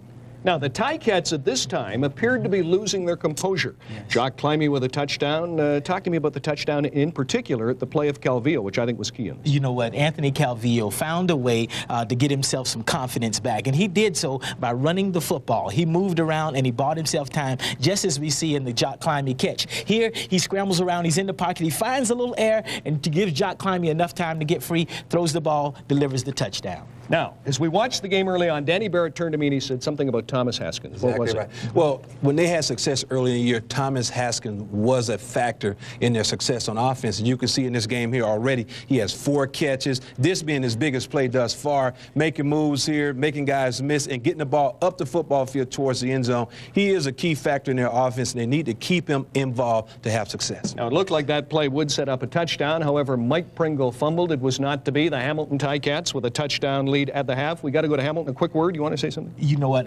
You can sense the frustration in his face, you know, after that fumble. It's a huge play in the football game, but he'll work hard to get that back. All right, we'll be here during the afternoon. Danny Barrett, Pinball Clemens, as we cover the semifinals on CFL. Or on CBC, the CFL semifinals on CBC is what I'm trying to say. We'll go back to Hamilton right after this. Alouettes, this game has been all about Montreal trying to reestablish itself. Anthony Calvillo at quarterback, the run. Do you think you've done that in the first half? I think we've played hard. Unfortunately, we've turned the ball over in scoring position down here, and then 2, we let the big punt return go for us. But other than that, we've played solid. We've had some adversity we're battling, and if we stick together, it'll come down to the last kick. How about emotion? Guys are pretty fired up. What part might that play in the second half? Well, again, these guys are ready to play. They were ready last week, and we let some turnovers and big plays happen. We cut the turnovers and big plays out. We really feel we'll win this ball game. Jim, good luck. Thank you so much. Glenn, Jim Popp was telling us yesterday when he fired Rod Rust, his first intent was to instill a sense of urgency on this football team. I would think his speech at halftime, here he is the first time as a head coach in football, would be a big one. Yeah, and I think he's done that. I think this team has played like they're playing with urgency. They're playing aggressively. They've got to control their emotion, if anything. Short kick. Warren Muzica grabs it at the 40-yard line and is brought down at the 45. Great field position for the Tiger Cats, who will play the third quarter with the win. Some of the keys that we were talking about in the game notes in this game, the legacy of Pringle, we see him involved. He doesn't have like close to 50 yards rushing in the first half, but he is involved. 3 chances for turnovers. Montreal has not capitalized on them, and that's why they're behind in this game. Danny McManus has put together some drives. Defense doesn't have sacks, but they're pressuring Calvillo. The difference is right now Calvillo's using Pringle. Montreal's got to capitalize when they get a chance with their hands on the football defensively.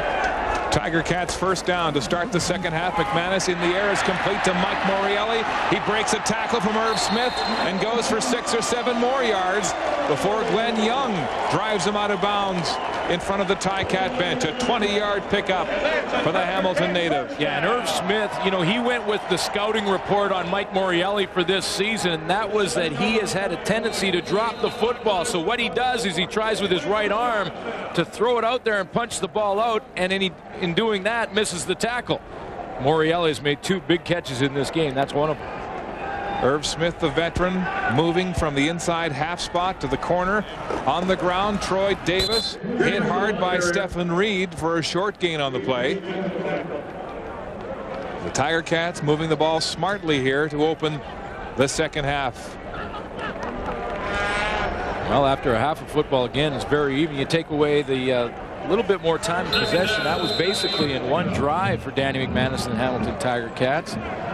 That turnover really is the difference between a 15-8 game for Montreal and a 15-15 tie game. Mike Pringle, stoic after being animated following that fumble. Here's McManus, lots of time to throw. Nearly intercepted. Glenn Young had the ball in and out of the breadbasket, and he can't believe he didn't hold on to it. And that's why, you know, I really thought that this was going to be one of the factors in the game. Danny McManus has cut down his interceptions this season.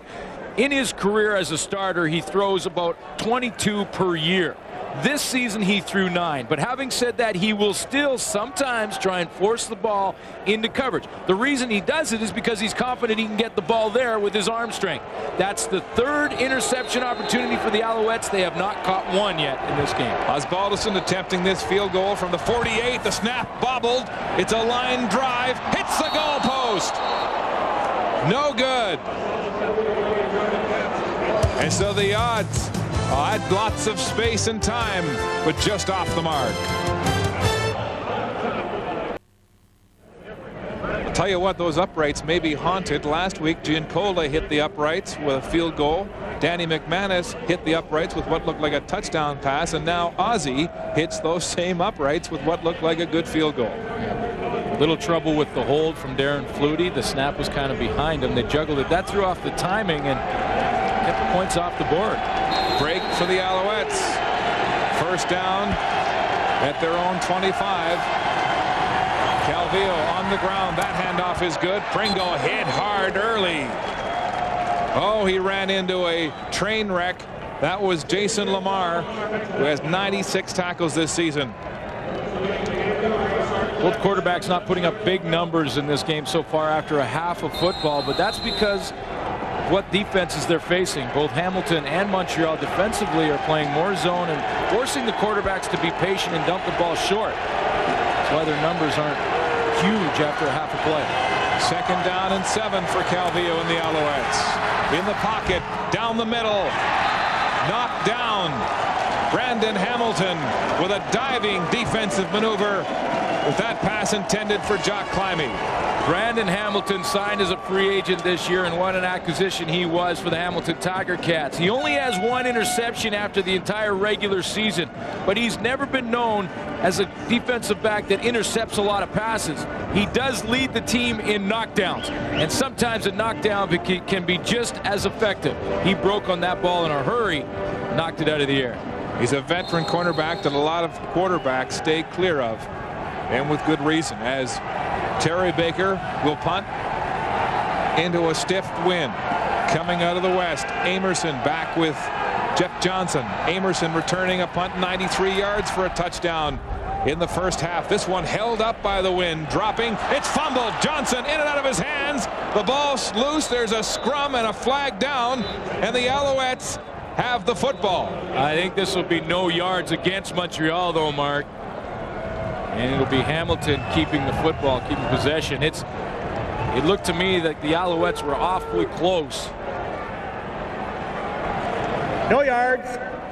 Montreal 43. Yeah. First down. Young Jeff Johnson, who didn't start playing football until he was in high school at grade 12. He replaced Ronald Williams with a beautiful 109-yard game against Edmonton, but has taken a backseat to Troy Davis through late part of this season. Well, the big play he made there was to run under the football and try and catch it in the air. And you can see Jason Richards, who is the center and snaps the punt in punt formation, was the guy inside the 5-yard area. So it's first down, Hamilton. Good field position at the 43 of Montreal. On the ground, Davis fooling everybody, but tracked down. Good pursuit as the Alouettes limit that game to about 3 yards. Stephon Reed was the guy who was in pursuit of Troy Davis, got over there in a hurry, and you know, this is the guy that the Montreal defense will look to for leadership, as Troy Davis almost fumbles the football. But Stephon Reed, you can see him get there in a hurry. 9 playoff games. He's got the most experience in that linebacking core for the Montreal Alouettes, and they'll look to him for that leadership, especially on first down. 2nd and 7. A gain of 3 by Davis. Passing situation for McManus. He'll flare it out to Davis again. There's support from Stephen Reed. Yeah, there he is again. And he will not have the first down. Ballison has the win, and he said his range was around 52 where the ball had to be marked. So this will definitely be within his range. But another big tackle from Stephon Reed. Back-to-back to hold Hamilton to a kicking situation. Stephen Reed, we featured a couple of weeks ago at halftime. Former promising skier, felled by a pickup truck in an accident at a crosswalk and turned to football 2 years later. Here's the attempt from the 48. It's hard and left. It's dropped in the end zone, but will be conceded by Reggie Durden for a single, as Osbaldiston hit that one hard, but misses again for the Tiger Cats, who go up 16-8. Possible 6 points on those 2 kicks from Ozzie. Yeah, and I don't think that snap was clean either. I think right now, between center, holder, and the kick, they're having some problems with that exchange. And if you throw the timing off on a kicker, it can make the difference. Field goals usually will be kicked within about 1.3 or 4 seconds. So much room for error. First down, Alouettes. Play action. Calvillo to the sideline. It's complete to Bruno Heppel, and he's wrestled out of bounds by Chris Schelling for a good first down production. You think Mike Pringle went in at halftime and just mentioned to Anthony Calvillo that he might want to just lower the football a little bit on those handoffs? I think he may have just looked at Anthony Calvillo. No words need to be spoken at that point. That's what I said. We mentioned it in the pregame, but when I saw Mike Pringle in the hotel lobby this morning, I said, "How's the foot?" He said, "What foot?" And we look at him, I was like, "Whoa, you got your game face on now." Calvillo to the sidelines again. It's complete to Tyree Davis, diving to center field. And Brandon Hamilton with coverage there. A 12-yard pickup by Davis, and another Montreal first down. This Montreal offense has been clicking since the second quarter. Yeah, and Anthony Calvillo is showing some composure here. He had a scoring opportunity that was squandered in the first half when he had the fumble and the bad exchange to Mike Pringle, and I'm sure he talked to Tracy Ham at halftime. Ham likely kept him calm and said, "Hey, this game is winnable." First down at midfield. Calvillo with time. He'll go deep, looking for Davis. Oh, just outside his hands, and then he pays for it as Rob Hitchcock puts the hammer on him. How much of an influence was Rob Hitchcock as he came from the middle of the field? That ball was thrown on a line to Tyree Davis. Don't forget, Rob Hitchcock knocked out Tyree Davis on this football field a couple of years ago. You're going to see Rob Hitchcock go across the field as soon as that ball's in the air. Number 42 is bearing down. That ball hit both hands of Tyree Davis, but he, out of the corner of his eye, saw 42 coming. It was 1999 right here when Davis was knocked cold by Rob Hitchcock. 2nd and 10. Pass high for Ben Cahoon and incomplete as he went up for it. Dedrick Mathis right there to drop him. Incomplete, and a punt situation for Montreal. Anthony Calvillo tried to throw a timing pattern. In other words, throw the ball out there before Ben Cahoon had come out of his break, and that ball just sails on him a little bit. See, it flutters through the air, it sails on him, gets up there high, because Ben Cahoon had some separation on Dedrick Mathis, enough for the first down. That ball just sailed on Calvillo. Baker to punt. Amerson and Grant now back for it. Grant replacing Jeff Johnson, who dropped the last one. Baker takes his time. Heads up, guys. Shanks this one. It drops at the 30. Comes back towards the Alouettes. Flags are down. Grant has it. And it'll be Reggie Durden called for no yards. That will be tacked on to help the Ticat field position when we come back. In Hamilton, the Tiger Cats leading 16-8. A reminder immediately after this game, it's the Western semifinal from McMahon Stadium in Calgary. The BC Lions and the Calgary Stampeders. Chris Cuthbert, Chris Walby, Steve Armitage, Brian Williams, Danny Barrett, Mike Pinball Clemens, and a cast of thousands, all in shirt sleeves in what we hear is balmy conditions in the foothills today. That should be an interesting game. Two teams that don't like each other very much. Pierre Vercheval shaken up in the first half on the bench, waiting for a status report on him. McManus, flags flying as there's movement along the line of scrimmage. Well, in that last series, Pierre Vercheval was in the game, so he was playing. So whether or not he's fighting through some pain, I know a lot of players out there, especially for Montreal, are doing that. Illegal procedure. Right, Hamilton 65. First down repeated. But at this time of year, pretty much everyone has a nick somewhere along the way. Well, it's amazing how injuries have decimated the Montreal lineup. 115 player games lost this year because of injury. Paul Lambert called for illegal procedure. It's 1st and 15 now for Hamilton. Working with the wind here. 8:04 to go in the third quarter. McManus throwing to Grant. It's way too high.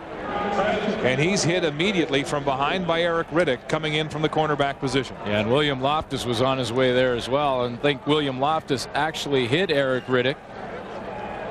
He came across. Both safeties making an impact in this game. We've seen a couple of big hits from Rob Hitchcock, and William Loftus also involved. Danny McManus didn't look off the safety that time, and here he comes. It actually hit his own player. McManus with his 7th consecutive season over 4,000 yards passing, a CFL record, as he headed into this playoff game. There's Loftus out of the University of Manitoba at free safety. McManus again in the air. Andrew Grigg has it, and he's got a Tiger Cat first down. That's pretty good communication between quarterback and receiver to know for Andrew Grigg when to settle down. He could have run it all the way across the field. You can see that on the outside, Danny McManus has time to throw thanks to some help from Troy Davis. Seth Dittman getting a little help out there. And then Andrew Grigg just settling down at the right time. And Arkel Truluck is down on one knee after that devastating block by Troy Davis. He had a heck of a game 2 weeks ago against Seth Dittman, and hence the support from the running back Troy Davis on the block. Well, that's right. We see Seth Dittman was in the one-on-one there with Truluck, and then Troy Davis, when he helped him out, Truluck wasn't expecting it. So Arkel Truluck takes a break, as we will at this moment.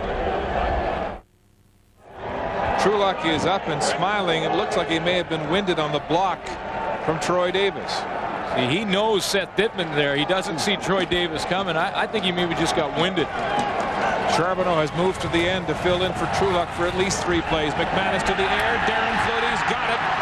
Wide open, then thrown down by the rookie Whitley.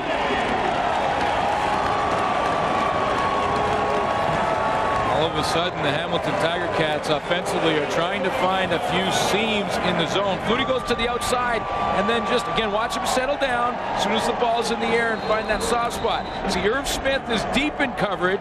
James Whitley is short. He threw it right in between the two. 28-yard pickup as he builds on his playoff record with 4 catches this afternoon. 80 in the career. McManus play action. Passing again. It's complete to Archie Amerson. Robchar in pursuit. Amerson, touchdown! Tiger Cats!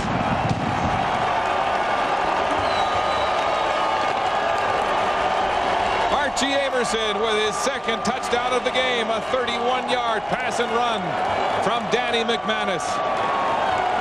Well, it was a gallant effort from Kelly Wilshire to try and track him down on that bad ankle, but he just could not win that foot race against Archie Amerson. Wilshire playing with an injured ankle on crutches on Tuesday. Doubtful. He made it here with rehab and hard work, but he did not have the speed to match Amerson on that play. Flags are waving at Ivor Wynne. The Ticats have a 22-8 lead. Danny McManus surrounded by his receivers with some clever play action and a 31-yard touchdown pass and run to Amerson. Yeah, sometimes all you needed is a split second to make a play work. Watch how this play action is going to work on Kelly Wilshire. Look at his eyes, looking into the quarterback and the running play, or the running play that Danny McManus faked to. That caught him in behind Archie Amerson, and then with that bad ankle, he just couldn't catch up and make up for his mistake. With the point after, it's 23-8. That one over the head of Haskins. He lost it in the sun temporarily. Now he's up and running, and he gets back to the 25-yard line. Kyle Walters with the tackle for the Tiger Cats. As we look at the anatomy of that drive, McManus 3 of 4 in the air. You see Darren Flutie was involved. He found a little seam in that zone defense. Montreal's been playing all game long, and there's the touchdown to Archie Amerson, outrunning Kelly Wilshire. Now, this is where you find out what kind of team you really have if you're the Montreal Alouettes. Because now your backs are against the wall. Archie Amerson has given the Ticats tons of momentum on that 4-play drive. And that touchdown, how will they respond is the question. 2 big plays from Amerson, 2 touchdowns in this game for the Cats. Here's Pringle, bulwarking his way through the middle of the Tiger Cat defense. Finally brought to rest by Chris Schelling. And I like what they're doing. What they're doing is they're not deviating from their game plan. They're sticking with it. Go with Mike Pringle on first down, establish the run, continue to establish that run. It's no time to panic at this point. There's still lots of football to be played. Lots of time left. 5 minutes, 10 seconds and counting in the 3rd quarter. Don't forget, the Owls will have the wind in the 4th. 2nd and 3, Montreal. 7 yards on the gain by Pringle, up the gut. They'll go back on the ground. Pringle looking for a hole, diving across the 35. He'll be very close to the first down. Mark, you make a good point on that wind situation, because there is a wind here in Ivory Stadium. The Montreal Alouettes won the toss, deferred to the second half. In the second half, they elected to take the end of the field they wanted to defend and kick the ball to Hamilton. So the wind is a bit of a factor, and Montreal will have it at their backs in the fourth quarter. All they need to do is keep it close until then. 3rd down. Into the teeth of the wind here at Ivor Wind for Montreal. 3rd and inches. Their own 35, and they will go for it. You got to go. Calvillo will sneak and have the first down. Yeah, you got to go. Down 23-8. If Jim Pop elects to punt into the wind in that situation, what he's saying, the message he's sending to his football team is, I don't have any confidence in you guys up front on the offensive line. So that's a situation where you have to gamble. They go ahead and get the first down and keep this drive alive. Get 3 more chances at it. Jim Pop in his first playoff game as a head coach. A big one here as his team tries to break a 7-game losing streak to end the regular season and move on to the East Final in Winnipeg. On the ground, Pringle goes outside. There's Montford turning him inside. Mike Philbrook, Jason Lamar waiting with open arms. See Joe Montford working there on Neil Ford, and I thought Neil Ford had the block made initially. When Mike Pringle took the football to the outside, it looked to me like Neil Ford had great position on Joe Montford, but this is what he does play after play. Right to the right of your screen, Montford looks blocked, gets off the block, and makes an impact on the play, and the impact he made was to cut Pringle off so that Montford's friends could get there to make the tackle. You know, Joe Montford this year has not been possessed with trying to get sacks. He's played well. He's not been beaten on plays like that. Calvillo, 2nd and 8, calls an audible. Rolling now, throwing downfield, looking for Tyree Davis, but double coverage on the play. Incomplete.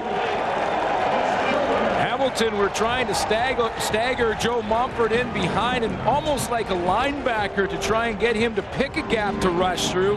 And Montford kind of got caught up in the mix. When he did that, gave Anthony Calvillo time to throw the football. You're going to see, watch how Calvillo has time. And Montford is caught up. He's caught up right in there in the mix, number 53. Never really got a true pass rush, but Anthony Calvillo just couldn't put enough on the football on the run to his right to get it to Tyree Davis. We've seen Calvillo audible on a number of occasions this afternoon.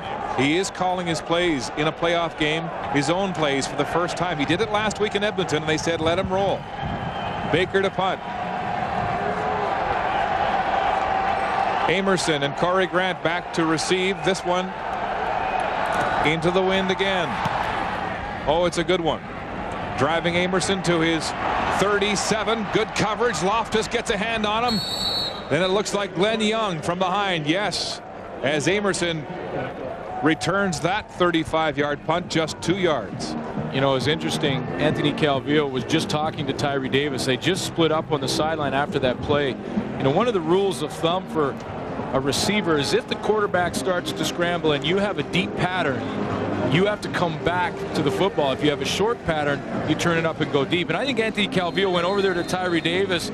He was sitting right beside him there and said, listen, if you've got a deep pattern and I'm scrambling in trouble like that, you put the brakes on, you come back and help me out. They discuss that and they'll work that out if it happens again. Calvillo and his backup, Dan Gonzalez. Here's McManus. Across the middle, Amerson again, he's got it. And another first down. Irv Smith, the veteran in coverage for Montreal. 14-yard pickup for Archie Amerson, who has been the catalyst for the Ticat offense with 2 big touchdowns today. Well, the first one on special teams, and it really was all Archie Amerson as he broke a bunch of tackles, got to the outside, and then his speed kicked in. 3rd gear, 4th gear, put an overdrive, and then this pass to the flat, to the outside, along the sideline, outran Kelly Wilshire. That was his 2nd touchdown. McManus in the air again. Amerson wide open behind Stephen Reed. And another big Hamilton first down as the Cats continue to move the ball with authority through the air. Amerson's doing some Alouette hunting right now because he has been the Alouette killer. You think a couple weeks ago when these two teams played, Archie Amerson had 125 receiving and 2 touchdowns. He's already got 2 in this game. And right now, he is the go-to guy for Danny McManus. Looked like he got up limping after that catch. 21 yards on the gain for Amerson. Ticats first down again. McManus with lots of time across the middle. Wide open, Darren Flutie. He dropped the ball.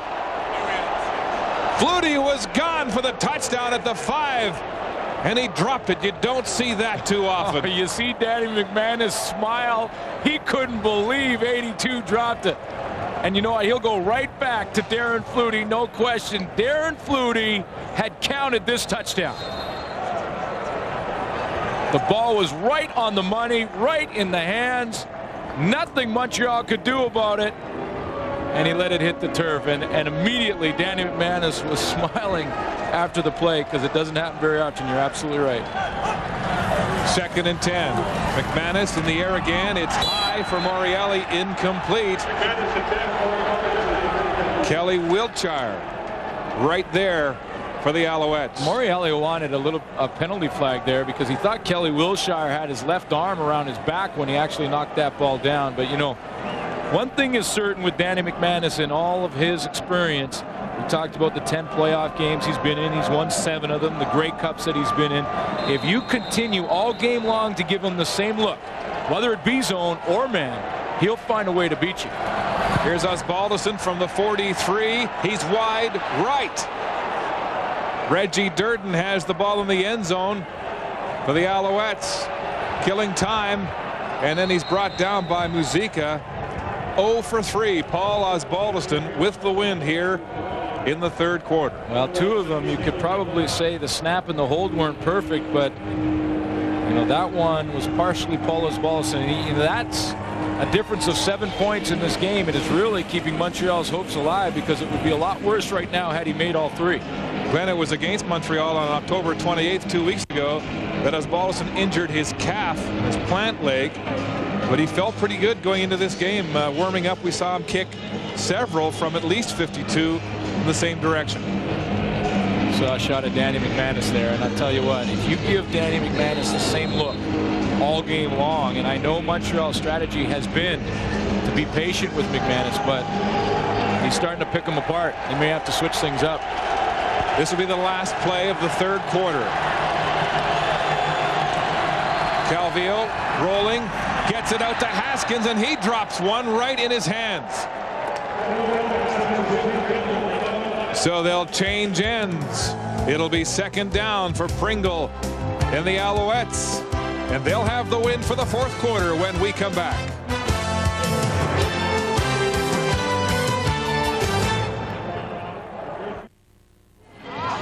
This is the scene at McMahon Stadium in Calgary. Damon Allen getting set to lead the BC Lions against Marcus Crandall and the Calgary Stampeders. Crandall with the best completion average this year in the CFL at 61.9%. That's immediately following our Eastern semifinal here at Ivor Wynne Stadium, where we get set to start the 4th quarter. Let's have a look at the 3rd quarter stats. I talked about the steady diet. Look at that, 213 yards. In the first half, Danny McManus had thrown for 83 yards. Obviously, in 1 quarter, he's done 130 yards in the 3rd. So you add that all up, what you're doing is you're seeing a steady diet defensively from Montreal, and Danny McManus is starting to figure it out. 4th quarter, 2nd and 10, Montreal now with the win. Calvillo, pressure, breaks away from Floyd, gets the ball in the air, complete to Thomas Haskins at center field, and a Montreal first down and a big conversion on 2nd and 10 for Montreal. Gonzalo Floyd can't believe it. He can't believe that Anthony Calvillo slipped out of his clutches. He had him. Gonzalo Floyd, number 90, and a great pass rush as the offensive line slid to the left, and that left a one-on-one with Gonzalo Floyd and Mike Pringle. First down, Montreal at center field.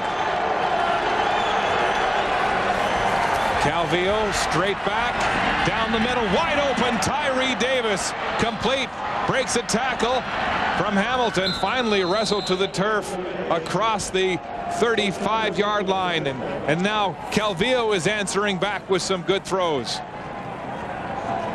You wonder about those missed opportunities by Hamilton. 3 field goal attempts. They got just 2 points out of it. Now Montreal knocking on the door. It's really the only thing that's kept the Alouettes still alive in this game. Haskins, the leading Montreal receiver, with 59 yards on 5 catches. Davis with a big one there. 21 yards and a first down. Movement along the line of scrimmage, but no flags. Here's Calvillo. Lots of time downfield. It's complete to Ben Cahoon across the 15-yard line of the Tiger Cats. So Anthony Calvillo throwing with conviction here in the 4th quarter. Well, it's a well-executed play because Kevin Alexander is going across the middle to try and influence Rob Hitchcock, the safety, and then Anthony Calvillo goes to the second one.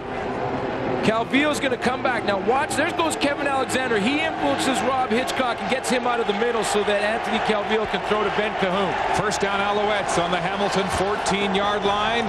Calvillo to the air, in and out of the hands. I think it's Tyree Davis. The sun was right in Tyree Davis. He can't see.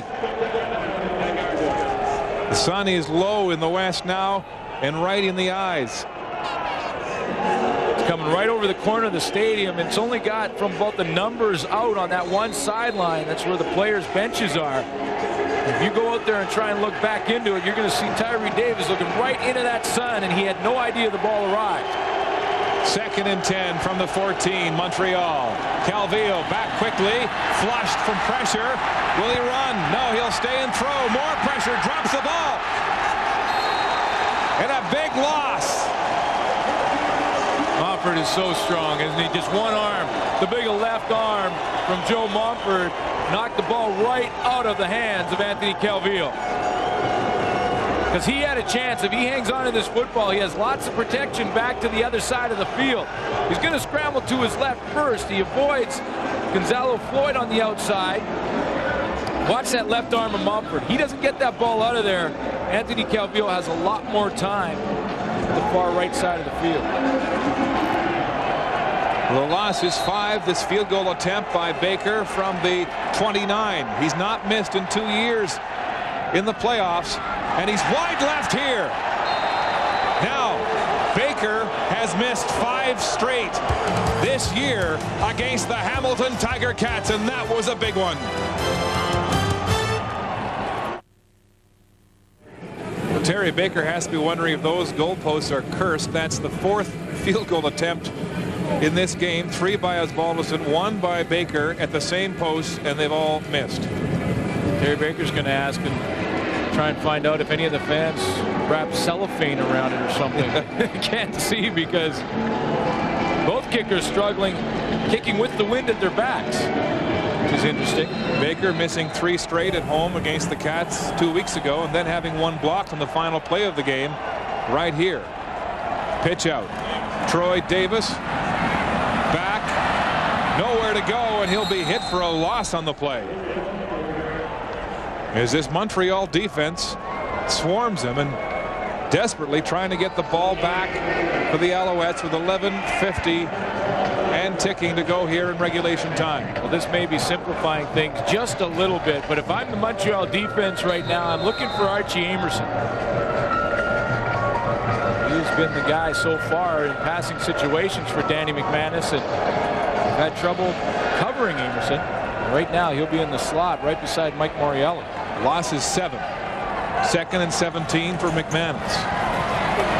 Lots of time. Finally, can't make up his mind and is pulled down from behind as Richards and Trueluck celebrate. Well, what they tried to do, Montreal did, is to walk Kelly Wilshire out on Archie Amerson. In other words, we saw when Amerson had that touchdown how Kelly Wilshire got caught looking in the backfield. Well, this time they eliminated that possibility. They moved Wilshire out there so that Danny McManus just eliminates him from the thinking. That makes him go to the backside of the play.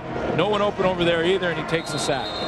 Jason Richards' first sack of the year in the first time the Owls have gotten to Danny McManus today. Baldiston end over end low into the wind on one hop. It's Haskins, and he's hit immediately just.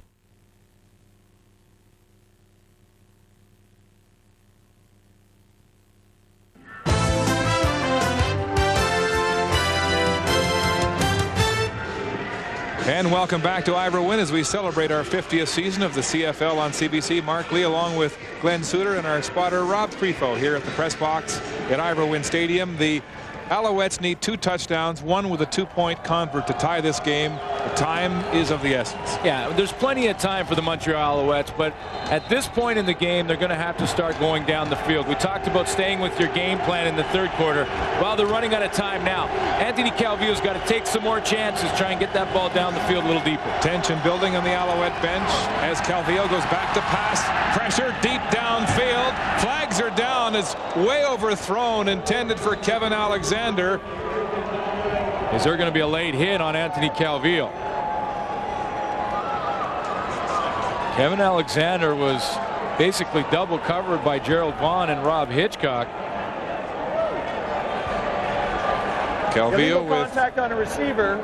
Hamilton 25. First out. There's the contact against a receiver called against Dwayne Butler of the Tiger Cats. Yeah, I thought that Mike Philbrick was awfully close to a late hit on the quarterback, Anthony Calvillo. That was not called, but it was on Dwayne Butler for illegal contact. First down, Montreal at the 40. Here's Pringle turning, trying to get inside, but it's tough yardage to get as Chris Schelling, all 187 pounds of him, brings down Mike Pringle. When you start to wonder at what point will the Montreal Alouettes be into 3-down football territory. With over 10 minutes, there's still plenty of time. I mean, you can put 3 drives together in 2 minutes in the Canadian Football League, so they have time to come back in this game. But this drive, now that they're inside the 40, becomes that much more critical for them. Mark Washington trying to get this team stoked up. Pringle has now surpassed the 52 yards he had against Hamilton on the second last weekend of the season. Of course, that was his first game back after missing 3 weeks with that torn tendon in the arch. But it hasn't healed completely, and he has been a warrior here today. He has to block in this last 10 minutes more than run the football, I'm sure. But remember, if Anthony Calvillo is going to go down the field and try and go deep like he did to Kevin Alexander, that becomes Joe Mumford time. This is a big down. 2nd and 9. Montreal with 10:09 to go in regulation. Calvillo in the shotgun. It's knocked down. Gonzalo Floyd blocks that pass from Calvillo. Jim Popp is going to send in the field goal team, and Terry Baker is going to kick a field goal. They still feel there's plenty of time. That play only took a few seconds off the clock. Gonzalo Floyd gets his hands up there to knock it down and force this field goal attempt. We haven't seen one go through these uprights at this end of the field just yet. These have been the cursed uprights. 4 attempts through these uprights have missed. I mentioned Mike Pringle going to have to try and block more than run the football.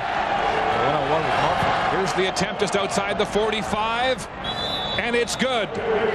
Terry Baker splits the uprights after missing on a chip shot on the previous series, and Jim Popp's Alouettes have 3 more as they trail 24-12. Yeah, and what that does is it eliminates, if the Montreal Alouettes score 2 touchdowns, it eliminates the fact that they may have to go to the 2-point convert now. So they've got that 2-point convert in the bank with the field goal. Now they just need the 2 scores. So Baker gets the 3 points. And Ron Lancaster never looks relaxed. Yeah. Well, I shouldn't say all they need is the 2 scores. It's easier said than done when you're playing Danny McManus. And this Cats defense. McManus and the offense at the controls now, bobbling the snap over the middle, complete to Troy Davis. He puts his head down, and he'll have a Hamilton first down as Calvillo gets a swig on the Montreal bench. Lots of work for him left here today. Can he engineer a comeback Will Danny McManus chew up the clock? That gain 11 yards in a first. Well, it's out of his hands right now because it's in the hands of Danny McManus. And we saw in the last series, McManus went to the running game. Troy Davis was caught for a big loss. I think they're going to abandon the running game from now on in, let McManus run the show. Been passing over the middle against linebacker Glenn Young. Here's a flare pass to Davis again. Swift Birch can't get there. Finally, Irv Smith knocks him out of bounds. But all kinds of daylight there. And another first down. Pressure squarely on Montreal because right now the Hamilton Tiger Cats are about a first down away from answering the field goal from Terry Baker and putting Hamilton back behind the 8 ball again. Gain of 15 yards by Davis. Hamilton really doesn't need the major. They don't have to force the football. Field goal keeps that 2 touchdown and a 2-point convert difference. McManus, time deep down the middle. Ooh, that was intended for Archie Amerson, and he paid a price. It looked like Loftus came up with a haymaking right. No question, he's been playing the man all game long. Let's listen to that shot from Loftus. Right on the head. You know, and he's disappointed. You know why? He wants to play that football. If he plays the ball, he has an interception. Now, I know he's been locked in on the man all game long. That would have been a turnover. 2nd and 10, Tiger Cats. McManus to throw again. Evades the sack from Trulock. Still going. Pops, drops the ball.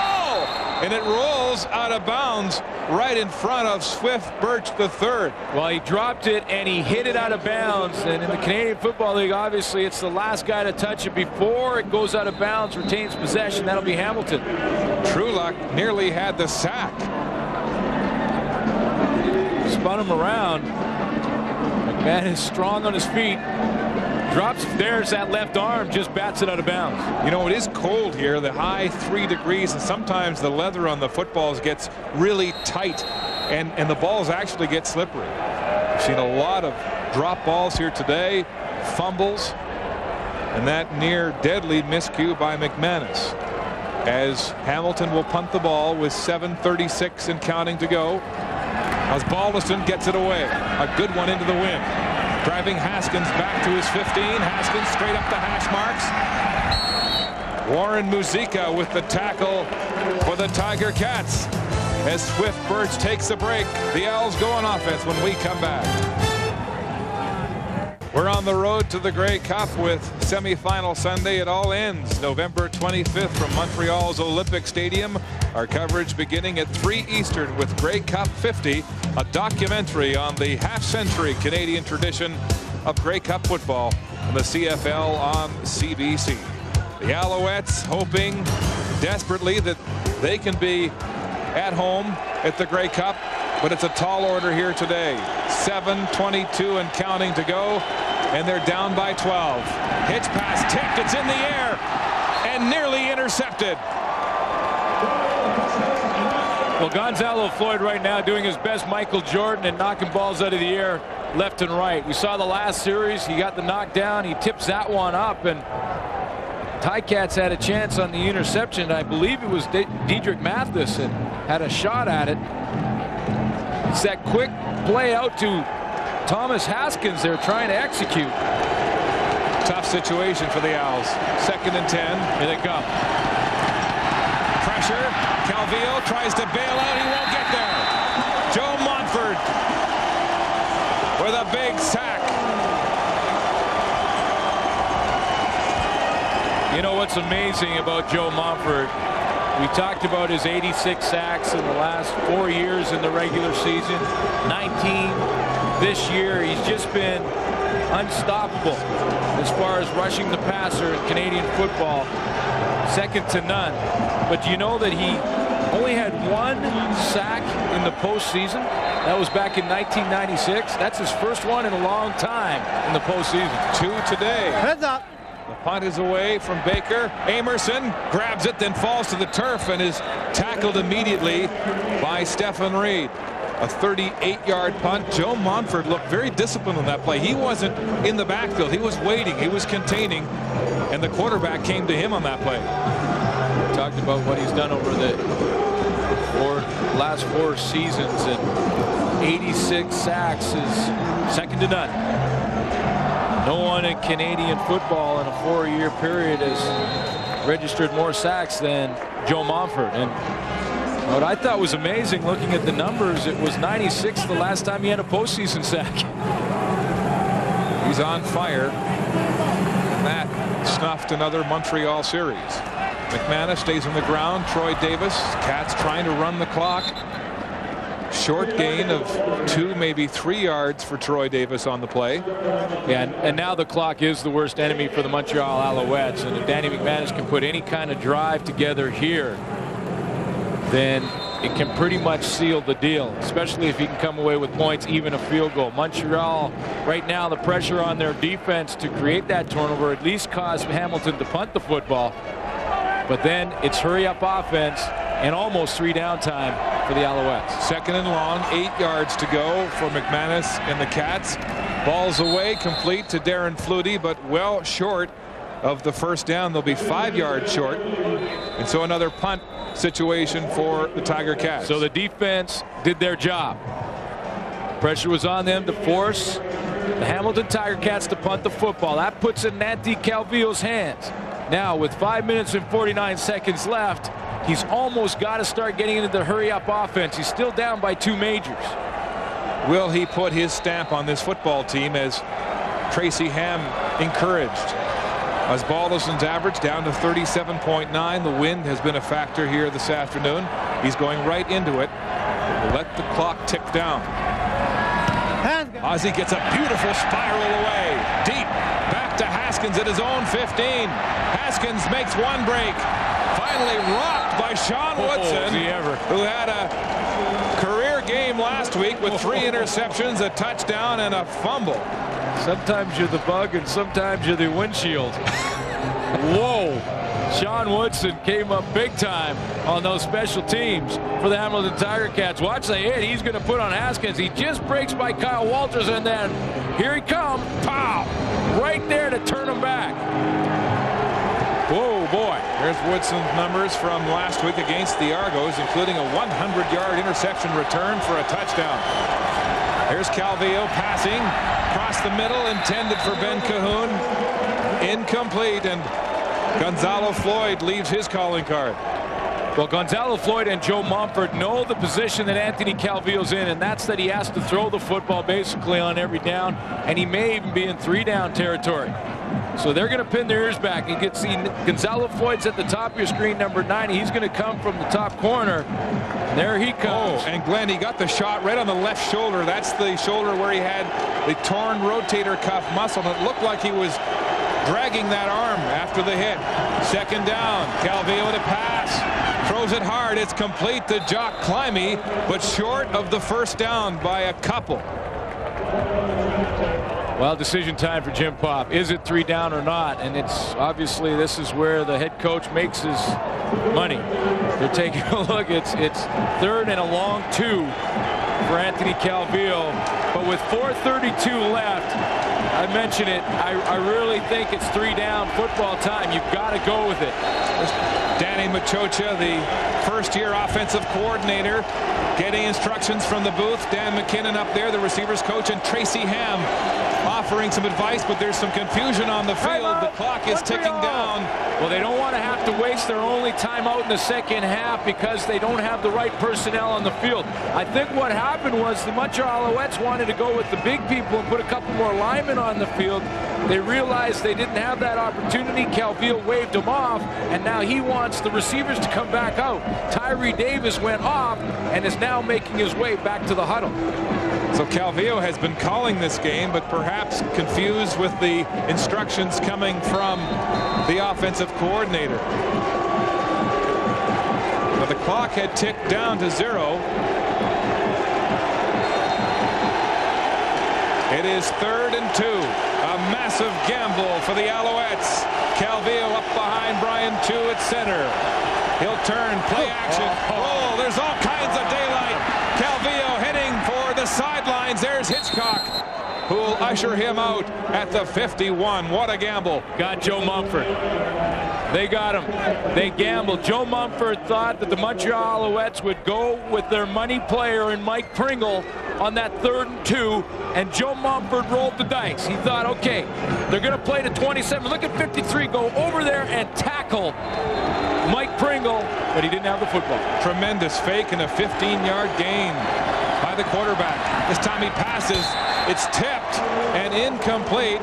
Pringle got his hands on it but couldn't squeeze it. I think it was Mike Philbrook who this time got his hands on that football, and Anthony Calvillo's had problems trying to throw from the pocket. Both Gonzalo Floyd and now Mike Philbrook getting involved in knocking that ball away. The way you can avoid that for Calvillo is get outside the pocket. More rollout one side or the other. More pressure now on Calvillo. 3:48 and counting to go in regulation. 2nd down and 10. Another tough 2nd and long situation. Cats drop 9. Oh, and Pringle drops it again. A flat pass in his hands. And he had time to turn up, Mark. He had lots of time if he catches his ball to turn up and probably pick up 1st down territory. Now it's a long gamble for Anthony Calvillo. 3rd down and 10, and they'll go for it again. If Pringle catches this ball, look at the room he has, about 4 yards to turn around with it and come up with that 1st down. Oh, he should have had it. Instead, it's 3rd and 10 yards. A big 10. Back to pass, rolling, Calvillo. Lots of time. He throws to the sidelines. Cahoon's got it, but he's short. Diving back. Oh, he might get a good spot, but I think it may not be enough.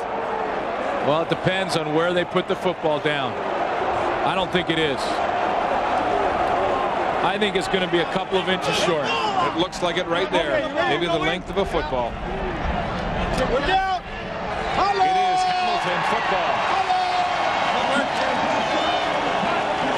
It's often an overused cliche, but it's a game of inches.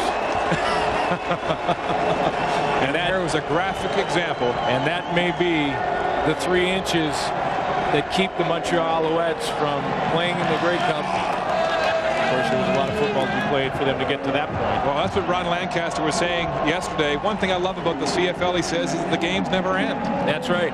And with 3:16 to go, there is time. It's not over yet for the Alouettes. Well, it isn't. I mean, it still isn't. I have seen 3 touchdowns scored in less than 2 minutes in Canadian football. It can happen. Ticat fans anxious, though, as McManus goes to work on offense. And the clock slips below 3 minutes. McManus going deep for Corey Grant. He's got it at the 30. Tackled by Loftus at the 21. And that's a backbreaker. A huge Hamilton 1st down on a 40-yard gain to Corey Grant. Danny McManus with some crafty play action, bootleg, and then a 40-yard pass and run to Corey Grant. He does this occasionally. Try and go with the naked bootleg, thinking defensively they won't think I'm going to run. Stephon Reed wasn't fooled, and it forced McManus to throw, and that's when Corey Grant made the tremendous adjustment, running downfield, looking over his right shoulder with the ball in the air, went back over his left shoulder and came up with a catch that may seal the deal for the Ticats. Grant with a 65-yard touchdown pass and run last weekend against the Argonauts. And the Ticats are threatening to close the door right here. 1st down at the Montreal 21-yard line. McManus exploding with 199 yards in the 2nd half. Here's Troy Davis. Cuts upfield, hit right at the goal line. The ball's loose. The Alouettes say they've got it. Well, it's a fight for it.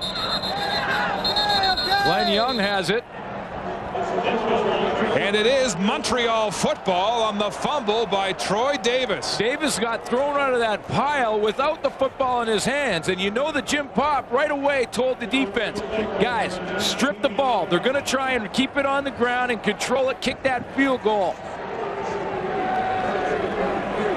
So another critical fumble as Davis loses the ball right here. The chance to finish off the Alouettes.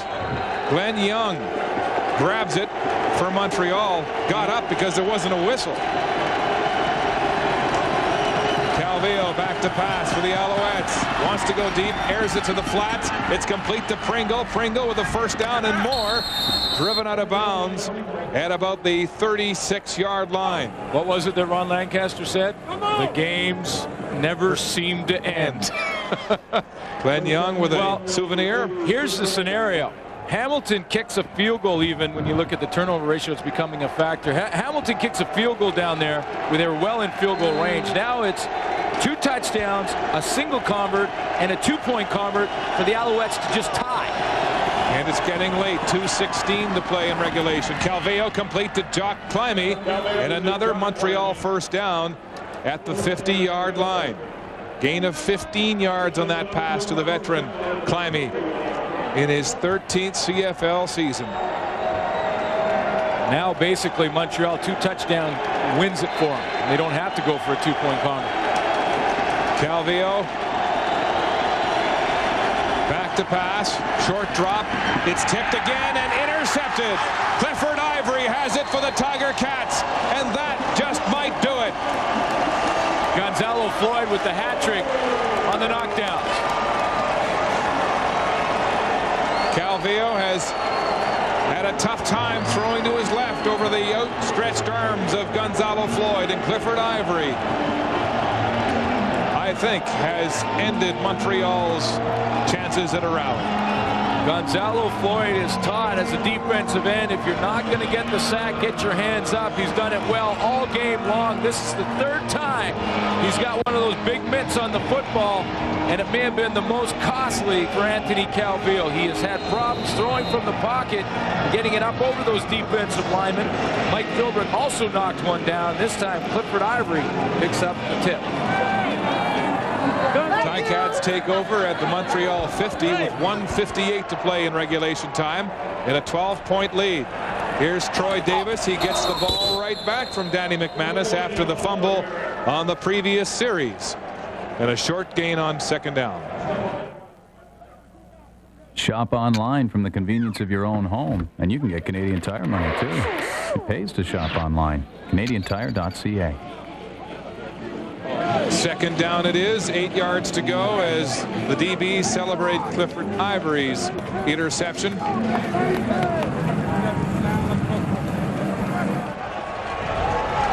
.137 and ticking. McManus hands off to Davis, who goes right up the middle of the Montreal defense, and he'll be shy of the first down. It's only about a yard short, but you know Ron Lancaster will play the odds, get the punt team out there and make Calvillo drive the length of the football for the first, if he can do it, for the first of 2 touchdowns, because he needs 2 to come back and win. Well, the Alouette bench looking despondent, coming into this playoff game on a 7-game losing streak. And with 1:30 to go in regulation, it's a tall order. Beware. Haskins the only man back. 11 men on the line for the Alouettes as Osbaldiston gets set to punt from midfield. Osbaldiston angles it to the sidelines, and it goes out at about the 27-yard line. And so a break in terms of field position for the Alouettes. Well, it's a big break. I know Paul Osbaldiston was trying to angle it out of bounds. He only got 15 yards on that punt. When you angle it out of bounds, you obviously take a whole bunch of distance off the kick, but Ozzie would love that one back, obviously. Clock down to 1:11. The ball will be spotted at the 30-yard line for Anthony Calvillo and the desperate Alouettes. 9-2 at one point, and then 7 straight losses till now, and he's sacked. Mike Philbrick gets Calvillo.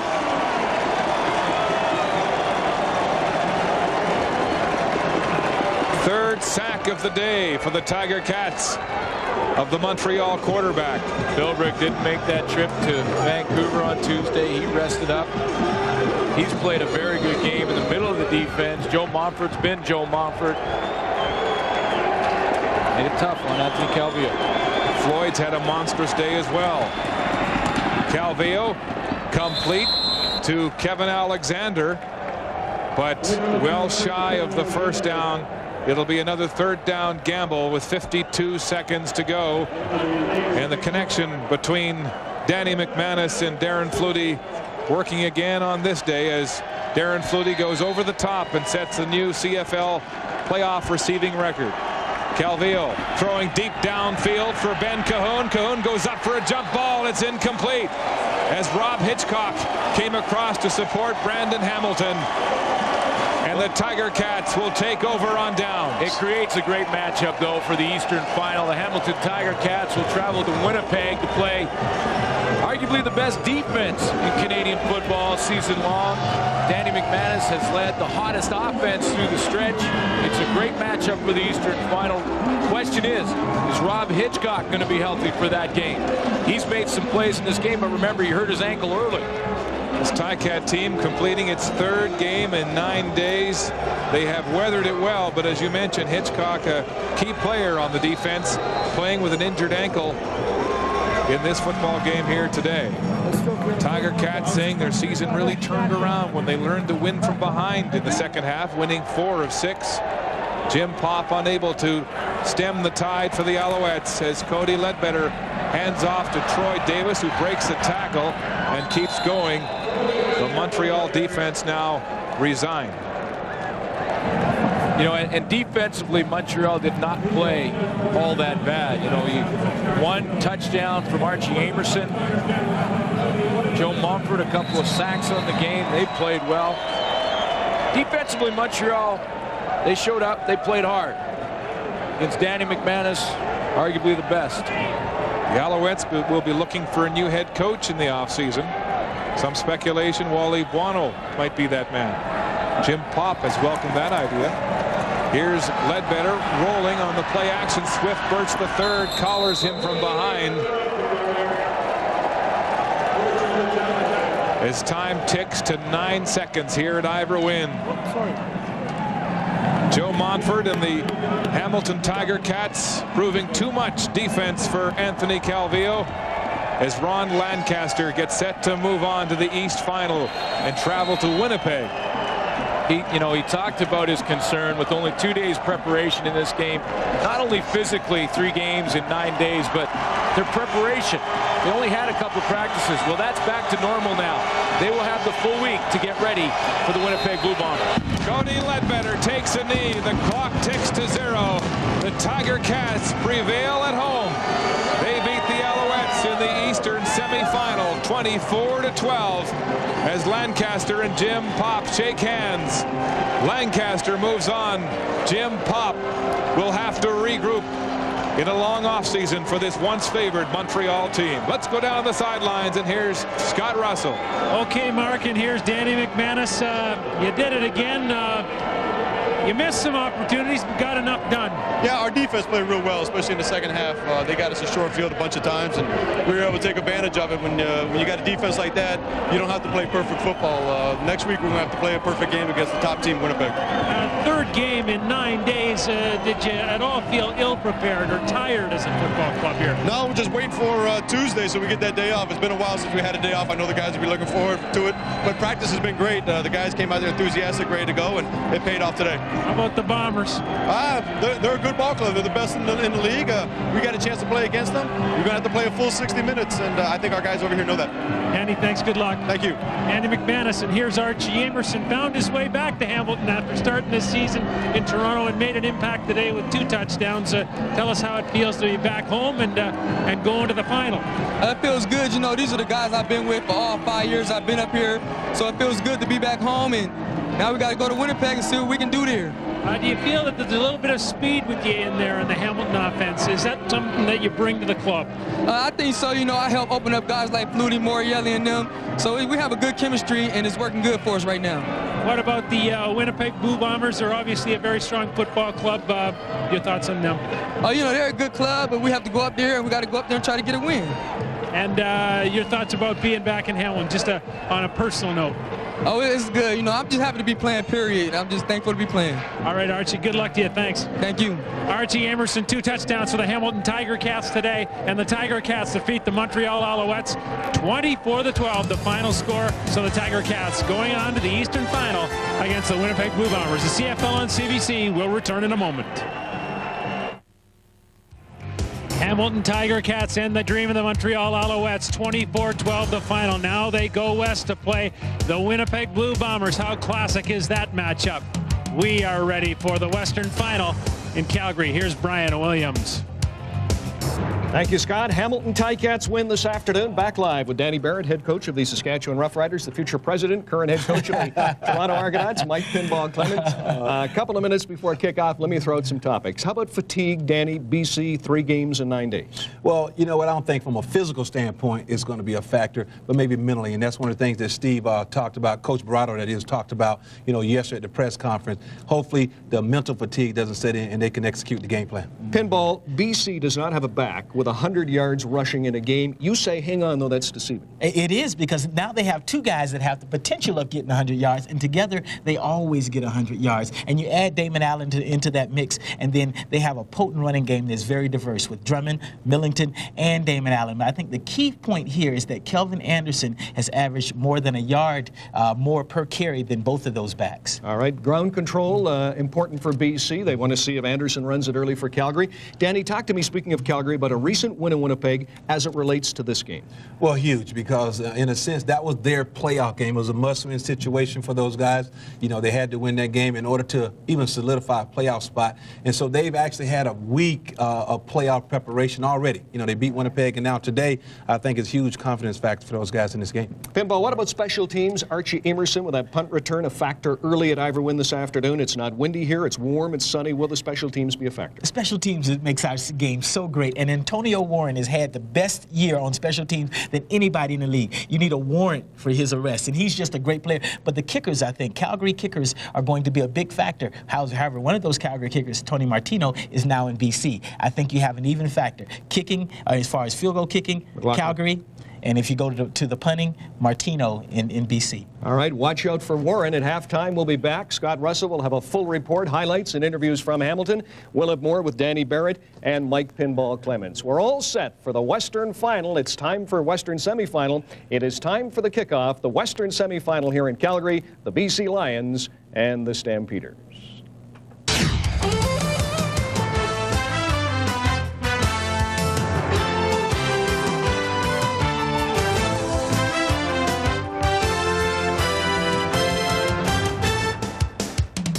You're looking live at Calgary. We are live in McMahon Stadium, where the Stampeders have never lost a Western semifinal to the BC Lions.